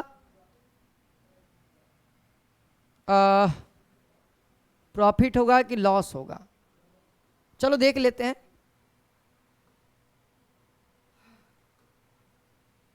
देखिए यहां पे सबसे पहली बात आपको क्या करना होगा, यहां पे तो प्रॉफिट होगा मेरे ख्याल से, ठीक है, हाँ ये सूत्र के अकॉर्डिंग प्रॉफिट होगा। कैसे सर, क्योंकि देखो यहां पे क्या करना है, 100 प्लस एक्स बटा में 7% का लॉस हो रहा है, 7% का लॉस हो रहा है, 100 में से 7 घटाओ कितना आएगा, कितना आएगा, 93 आएगा, और गुने कितना में पहले बेच रहा था, 31 में, 31 में, 31 में बेच रहा था, और बराबर ये 35 रुपया में अब बेच रहा है, ठीक है। तो यहाँ पे प्लस भी हो सकता है, यहाँ पे माइनस भी हो सकता है, अभी तो ये दिलचस्पी है ही नहीं, पता ही नहीं है ना, क्योंकि 31 रुपया में बेच रहा है। तो आप ऐसा कर सकते हो कि ये आपका सेलिंग प्राइस दिया हुआ है और ये आपका कॉस्ट, ये आपका L% दिया हुआ है, तो आप इन दोनों की सहायता से अपना कॉस्ट प्राइस निकाल लेना और पता कर लेना कि ये प्रॉफिट है या लॉस। ऐसे तो ये प्रॉफिट आएगा, ठीक है, ये क्या आएगा, प्रॉफिट आएगा। तो ये कितना बार में कटेगा भैया, ये 3 बार में कटेगा, ये 3 उधर जाएगा, तो x बराबर कितना जाएगा, 3 जाएगा, 15 15 9 10, 105 में से 100 घटाएंगे, यानी कि दोस्तों 5% का प्रॉफिट आएगा, ये 100% गारंटेड है। अब चेक करना है कि सर ये प्रॉफिट है या लॉस है, आपको डाउट है तो आप क्या करो, L% का फॉर्मूला याद है ना, L% बराबर फॉर्मूला होता है L बटा में CP इंटू 100, यही था ना, यही था ना।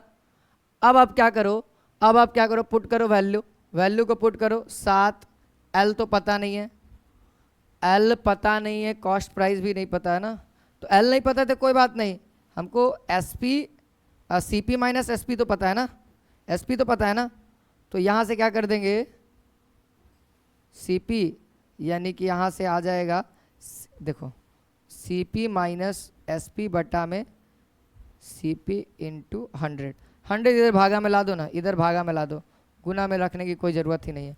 अब इसको अलग अलग कर दो तो ये 1 दे देगा, ये SP माइनस CP हो जाएगा, यानी देखो यहाँ पे 70 बटा में 100 बराबर 1 माइनस SP कितना है, 31 बटा में CP, 31 बटा में CP, उल्टा कर दो, उल्टा कर दो, तो पहले इधर लाओ, पहले इसको इधर लाओ और इसको उधर भेजो, यानी दोस्त कितना हो जाएगा, अगर आप करोगे तो 31 बटा में CP बराबर 100 में से 7 जाएगा, तो 100 में से 7 जाएगा तो 93 आ जाएगा, कितना आ जाएगा, 93 बटा में 100 आएगा, है ना, और ये 3 बार में कटेगा, यानी कि CP का वैल्यू कितना आ गया, 100 बटा में 3, यानी कहा जाए तो 33.3, यानी इतना रुपया का लागत का 35 रुपये में बेचेंगे तो प्रॉफिटे ना होगा, प्रॉफिटे ना होगा। तो वो लॉन्ग टर्म आप मत जाओ, इतना केवल ध्यान रखो, इस तरीके से आपका करेक्ट हो जाएगा।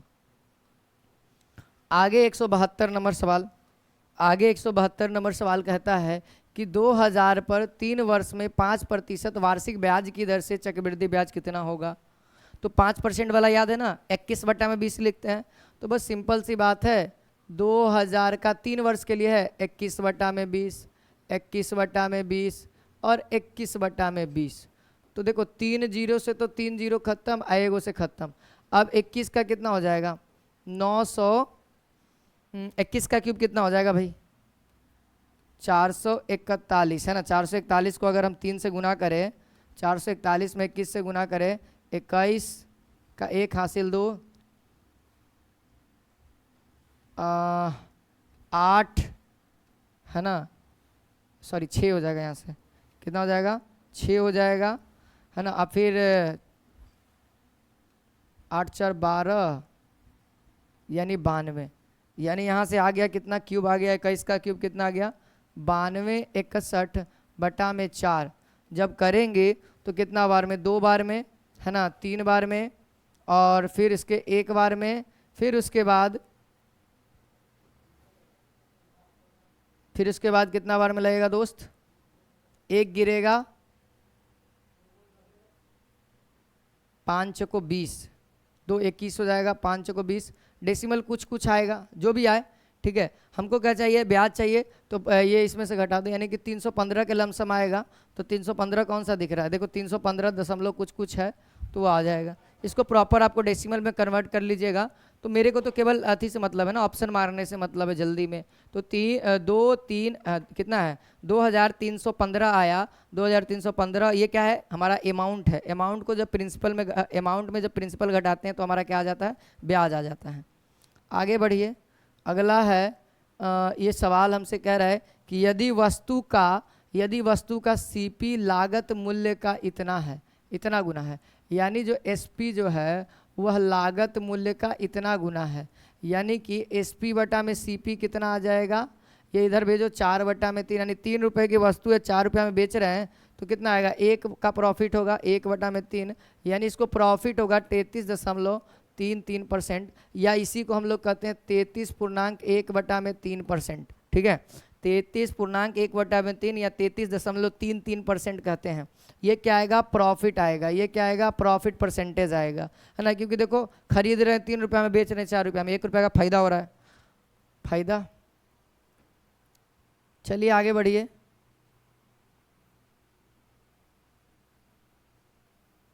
देख लो ऑप्शन होगा, ऑप्शन नंबर बी 33 सही, 1/3%। अगला सवाल देखिए, कहता है 174 कहता है कि भैया साधारण ब्याज की दर से कोई धन 15 वर्ष में 2 गुना हो जाएगा, तो यह 3 गुना करने के लिए, तो n2 - 1 बटा में n1 - 1 गुने, है ना, t, तो t2 ज्ञात करने के लिए n2 - 1 2 और n1 - 1 1 और t, यानी कि 30 वर्ष लगेगा। t2 कितना आ जाएगा, 30 वर्ष लग जाएगा। ऑप्शन नंबर बी हो जाएगा। ठीक है, आगे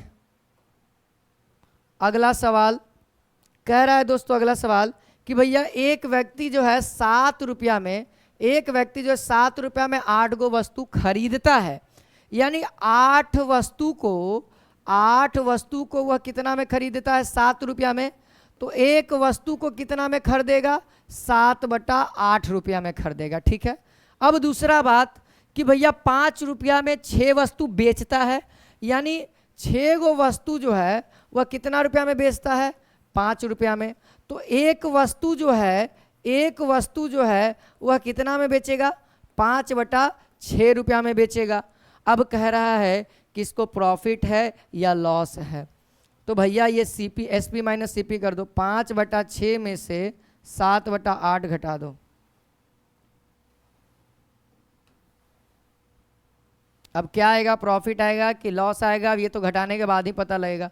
या फिर घटाएं क्यों सर, हमको परसेंटेज ही चाहिए ना, रेशियो मेथड लगा देते हैं, है ना। ये सीपी है और सीपी बटा में एसपी ज़्यादा आसान होता है। सीपी कितना है, 7/8 मेन बटा 5/6। इसको जब पलटेंगे तो क्या हो जाएगा, भागा को जब गुना में कन्वर्ट करेंगे तो ये उलट जाएगा, है ना। ये कितना बार में, ये 3 बार में, ये 4 बार में, यानी 21/20, 21/20 देखो आ गया, रेशियो आ गया, यानी कि 20 रुपया में बेचते हैं और 21 रुपया में खरीदते हैं, यानी कि लॉस हो रहा है। ऊपर में सीपी है, नीचे में एसपी है, यानी ये 21 रुपया में हम खरीद के लाएं और 20 रुपया में बेचें, यानी हानि हुआ हमको, है ना। माइनस लगाते हैं यानी हानि पता लगेगा, एक का हानि हुआ। बेच से खरीदते कितना में, 21 रुपया में, और इसको परसेंटेज में चाहिए तो 100% से गुना भी करना पड़ेगा। तो 21/100 कौन सा दिख रहा है आपको, हानि। ये दोनों ये 21/100, लेकिन प्रॉफिट ये माइनस लगा रहे हैं, यानी हानि होगा। क्या होगा, हानि होगा। ठीक है, घटाइएगा मत, घटावे वाला में लफड़ा हो जाएगा, पता भी नहीं लग रहा कि कौन बड़ा कौन छोटा। रेशियो वाला में लगा दीजिए, रेशियो वाला में ज़्यादा आसान हो जाता है। परसेंटेज चाहिए तो रेशियो लगा दो, अब घटाएंगे फिर घटाने में समय बर्बाद हो जाएगा, है ना, और पता भी नहीं कि कौन बड़ा है कौन छोटा है। चलिए 176 देखिए, 176 क्या कहता है, यदि क्रय मूल्य कितना 2516 है, विक्रय मूल्य 2227 है, तो प्रतिशत हानि कितना हुआ। बहुत ही कॉम्प्लिकेटेड हो जाएगा ना। हानि तो कितना हो रहा है, घटा दो, हानि देख लो, घटा दो, कितना हो जाएगा, 4, 11 में से 7 जाएगा, 7 4 11 ना, ठीक है। और ये कितना हो जाएगा, 4 में से 2 244 का हानि हो रहा है। कॉस्ट प्राइस से भाग देते हैं, 25 1 16 गुने 100%, ठीक है। अब ये परसेंटेज में आ गया, इसको अब देखना पड़ेगा, काटना पड़ेगा। 1 2 5 और ये 8, ठीक है। ये कटेगा 1 2 2, फिर कटेगा 6 और ये कितना बार में, ये कितना बार में, 6 बार में कट गया पूरा।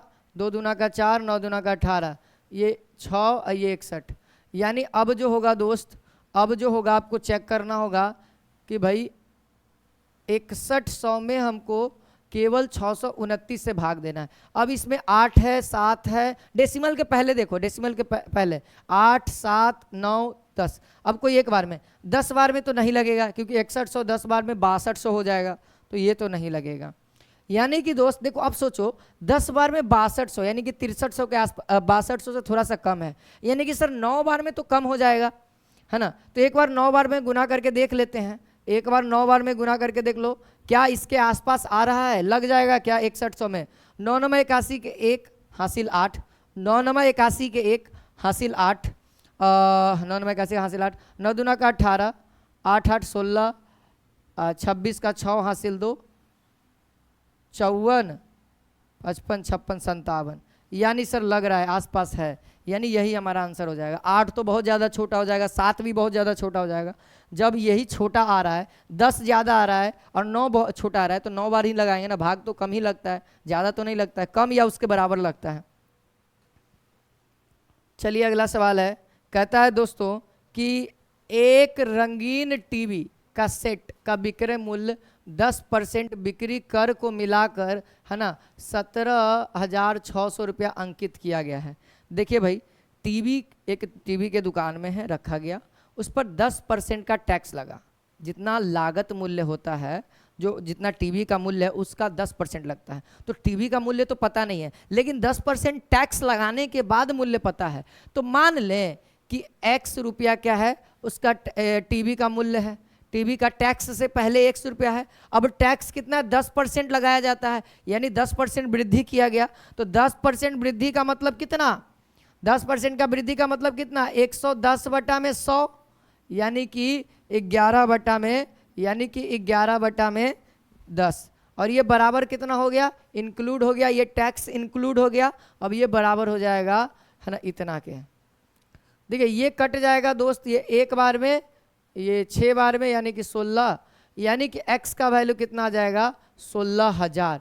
यानी कि टैक्स से पहले टीवी का रेट था 16,000, अब टैक्स को मिला दिया गया तब 17,000 हो गया। तो घटा दीजिए कि उसको टैक्स लगा एक्चुअली में कितना, तो टैक्स लगा 1600 रुपया।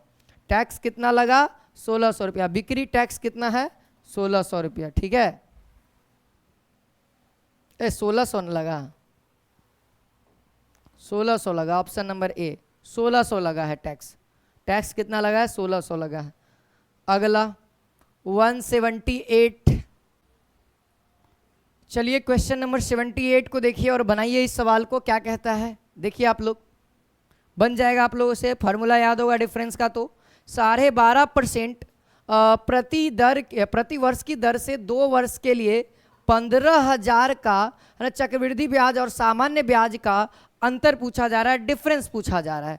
तो इसका एक सिंपल सा फार्मूला होता है, P बराबर D इंटू 100 अपॉन R का होल स्क्वायर होता है, ये फार्मूला होता है। तो यहाँ से ये जो हमारा D है वो डिफरेंस है, P हमारा प्रिंसिपल है, सबको पता है ना। तो D बराबर यहाँ से क्या हो जाएगा, P इंटू R स्क्वायर बटा में 100 स्क्वायर, यानी 100 गुने 100। अब केवल आप क्या करो, वैल्यू को पुट कर दो, 15,000 गुने गुने यहाँ पर क्या करोगे, उसको करेंगे तो कितना आएगा, 12 दूना का 24 1 25, यानी कि 25 बटा में 2 गुने 25 बटा में 2, और मेन बटा में यहाँ पे क्या है, 100 गुने 100, ठीक है। देखो 3 जीरो से हम लोग ये 3 जीरो कैंसिल आउट कर दिए, ठीक है। अब देखो, अब यहाँ से क्या हो रहा है, ये 2 बार में और ये 15 है ना, ये आ गया। अब तो कोई कट नहीं रहा है भैया, आंसर तो वहीं पे आके रुकेगा, आंसर तो यहीं पे आके रुक रहा है, यानी कि 25 का स्क्वायर कितना, 625, 625 गुने 3 बट्टा में 2 दूना का 4, 4 दूना का 8 आ रहा है ना, 8 आ रहा है। अब इसको केवल हमको कैलकुलेट करना है, तो 625 गुने कितना हो जाएगा, 15 के 5 3 दूना 6 1 7 36 18, 18 बटा में 8 आ रहा है, 8 दूना का 16, 8 दूना का 16 है ना, 2 बार में लगा है ना, 8 दूना का 16 2 बार में लगा, सही था है ना, 2 बार में लगा। अब 2 बार में लगा तो कितना है, शेषफल रिमाइंडर गिरेगा 27 है ना, तो 8 3 24 लगेगा, 3 बार में लगेगा। अभी देखो ये छट गया और ये भी छट गया है ना, अभी 3 बार में लगा, 27 लगा है, 27 लगा है 24, तो 3 गिरेगा 35 आया, 35 तो 8 3 24, 8 चौको 32, 35 से 8 चौको 32 लग जाएगा। अब देखो ये भी गया, बचा हुआ ऑप्शन, ऑप्शन नंबर ए आप लोग टिक आउट कर सकते हैं। 1875 को जब 8 से डिवाइड करेंगे तो 234 दशमलव समथिंग आएगा, यानी कि 234.375 आ जाएगा। ठीक है, चलिए अगला 179। 179 कहता है कि 4% वार्षिक ब्याज की दर से कितने वर्ष में है ना 725 रुपया का ब्याज 87 रुपया हो जाएगा, यानी रेट पूछा जा रहा है।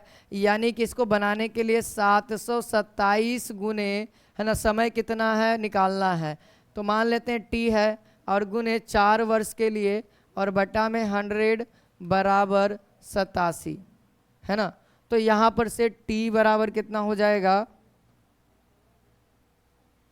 तो टी बराबर कितना हो जाएगा, यहाँ से टी बराबर करोगे तो 87 गुने 100 बटा में 4 गुने 727 इतना आएगा ना।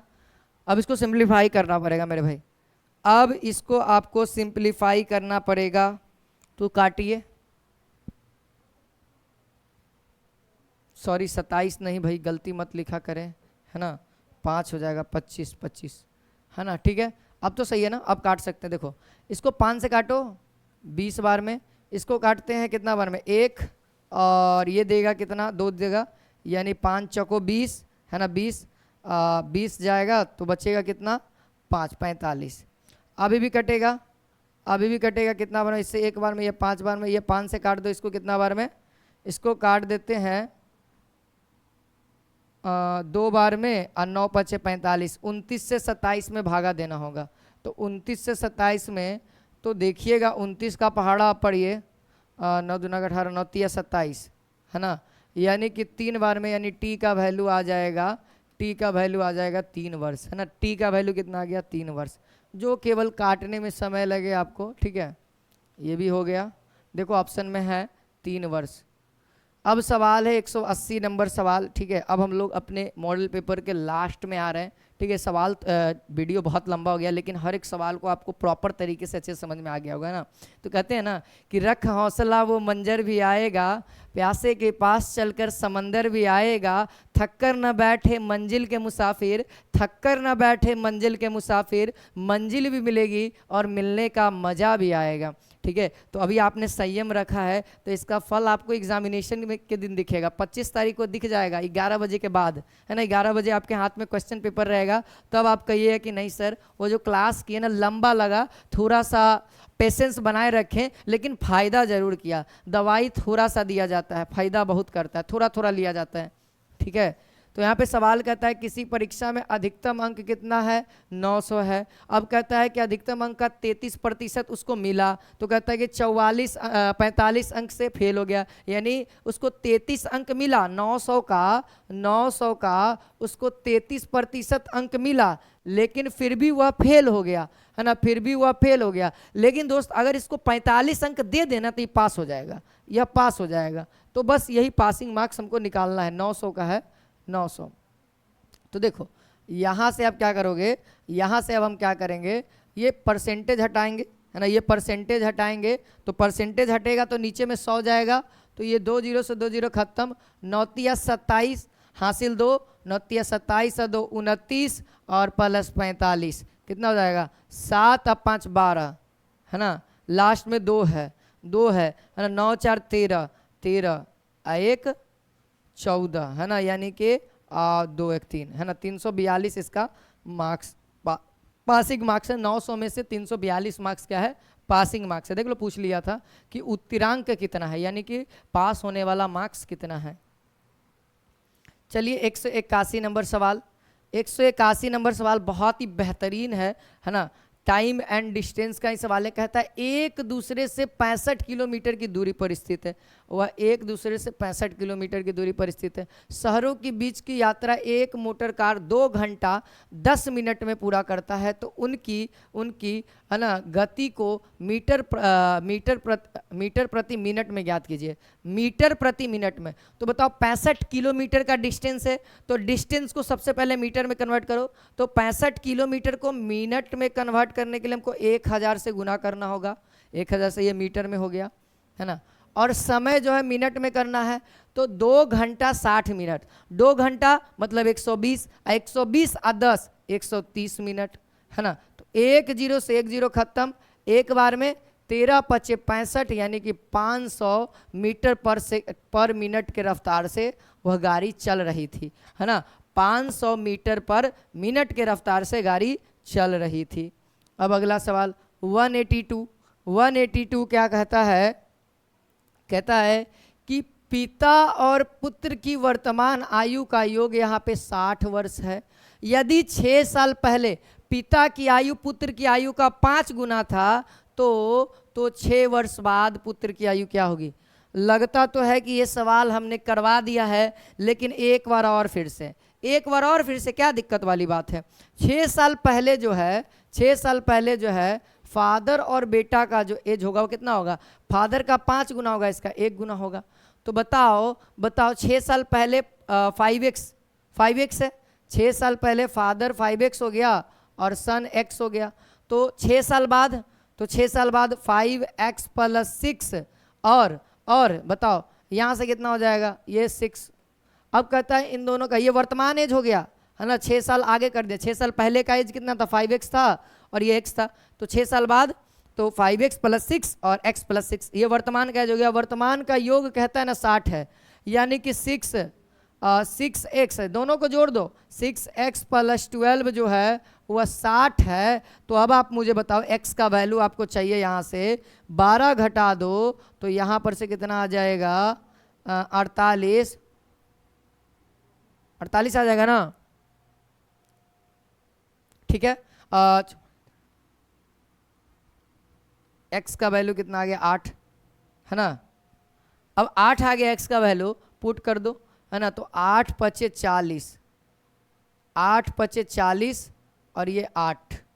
6 साल पुत्र का ना, ये 6 साल पहले 8 वर्ष का था। 6 साल पहले 8 वर्ष का था, तो प्रेजेंट में यहाँ पे प्रेजेंट में कितना हो जाएगा? वर्तमान में कितना का था? 8 6 14 वर्ष का वर्तमान में है। वर्तमान में बच्चा का एज कितना है? 14 बरस है ना। कहता है 6 साल बाद, तो वर्तमान के 6 साल बाद तो 14 6 20, यानी कि अब 6 साल के बाद जो बच्चा का एज होगा, जो पुत्र का एज होगा, वह 20 वर्ष होगा। ये भी सवाल कर दिए थे।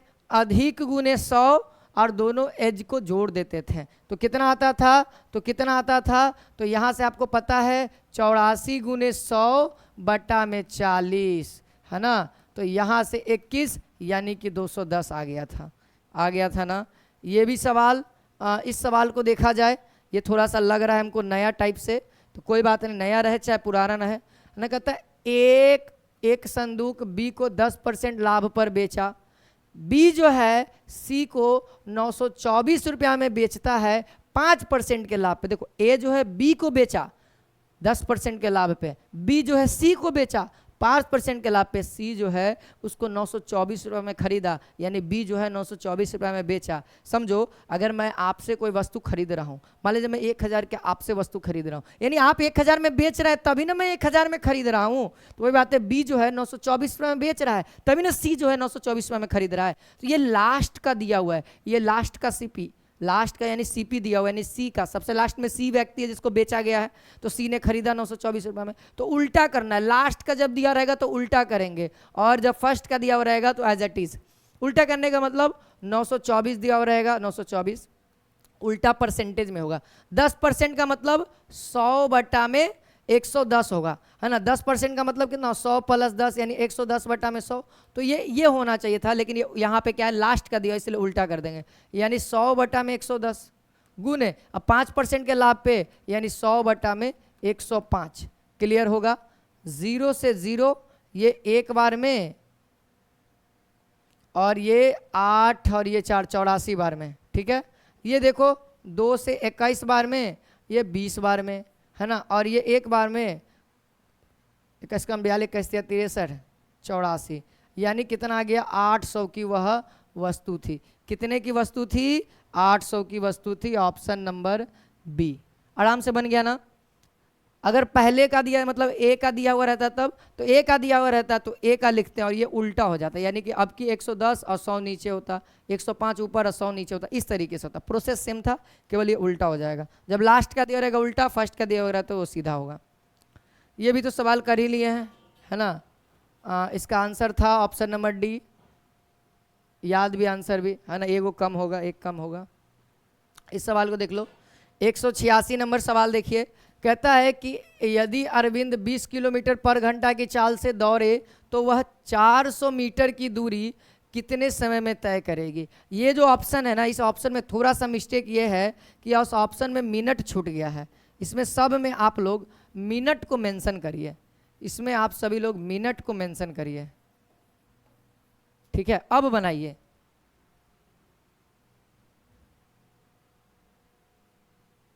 देखो भाई, यहाँ पे क्या है 400 मीटर है, तो 400 मीटर की दूरी को वह ट्रेवल किया, यानी 400 है ना, चलो 400 किया। अब क्या करो भाई, 20 किलोमीटर पर घंटा है, घंटा है, हमको मिनट में लेके चलना है। तो इसको मिनट में देखो, इसको पहले मीटर में कन्वर्ट कर दिए, 1000 से गुना करके, 20 में 1000 से गुना किए, मीटर में हो गया। और एक घंटा है, घंटा को 60 से भाग देंगे तो ये हो गया। अब केवल इसको कैलकुलेट कर देना है ना। देखो ये 3 बार में 1 0 0, 1000 1000। भैया ये थोड़ा सा मिस्टेक है, थोड़ा सा मिस्टेक ये है कि हमसे चाल पूछा जा रहा है ना मेरे भाई, तो ये चाल जो होगा 400 ऊपर होगा, यानी दूरी ऊपर होगा, और ये चाल जो नीचे होगा तब ना भाई कि टाइम का वैल्यू निकलेगा। तो यानी कि कितना हो जाएगा, यहाँ पर से 20,000 हो जाएगा और गुने 60 हो जाएगा।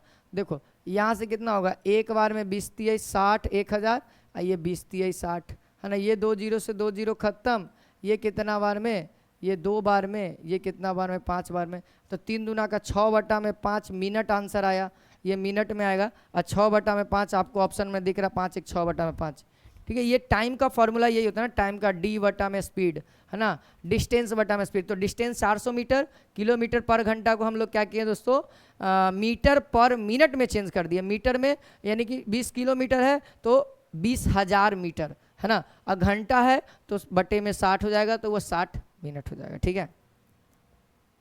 ये भी कर लिए थे, इसका 13 आया था।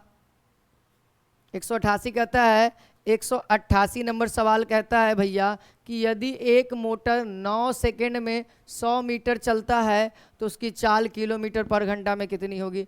तो 9 चाल है ना, तो दूरी बटा में समय, यहाँ पे ये हो गया, है ना, कितना आ जाएगा, और गुने किलोमीटर पर घंटा है, छोटा यूनिट से बड़ा कर रहे हैं तो 18/5 करेंगे। ये कितना बार में, 20 बार में, ये 9 दूना का 18 यानी 40 आ जाएगा, 20 दूना का 40, 20 दूना का 40, है ना, 40 किलोमीटर पर घंटा। ये भी हम लोगों ने कर लिया था, है ना। ये सवाल कह रहा है एक्स का, है ना, एक्स का वाई, यानी कि एक्स का, है ना, ये क्या है 75% का मतलब 75/100, यानी कि 25 3 75, यानी 3/4। अब कह रहा है एक्स का वाई, है ना, एक्स का वाई, ये एक्स का वैल्यू, ये वाई का वैल्यू, तो ये 3/4 है, तो 4/3। इसको परसेंटेज में पूछ रहा है तो 100% से गुना कर दीजिए, यानी कि 400/3, तो कितना बार में, एक बार में, फिर ये 3 3, फिर 0.33 बढ़ते रहेगा, यानी कि 133 पॉइंट। ये क्लियर है। 190 नंबर सवाल, ये भी तो हम लोगों ने कर ही लिया है ना। 170/11 आया था ना, आंसर भी याद हो गया सर, इतना बार प्रैक्टिस करवाया ना बच्चों कि आंसर मेरे को भी याद हो गया, शायद आपको भी याद हो गया होगा। तो ये प्रॉपर 190 मॉडल सेट के क्वेश्चंस थे। उम्मीद है आप लोगों ने सभी लोग कर लिए होंगे, और आप लोग एक बार फिर से आप लोग अपने नोट्स को रिवाइज करिए और एग्ज़ाम को बेहतरीन तरीके से दीजिए। मेरा यही मानना रहेगा कि जितना आपने अभी तक से पढ़ा है बस उसी को और रिवाइज कर लीजिए। आपके पास अभी प्रॉपर समय है, तो उस प्रॉपर समय का यूज़ कर लीजिए मेरे भाई। फिर मिलते हैं नेक्स्ट क्लास में। आज के लिए इतना ही। वीडियो पसंद आया हो अपने दोस्तों के बीच में शेयर करिए, अकेले अकेले नहीं देखिए, दोस्तों को भी बांटिए ताकि वो भी सिलेक्शन ले पाए। तो जय हिंद, जय भारत, वंदे मातरम।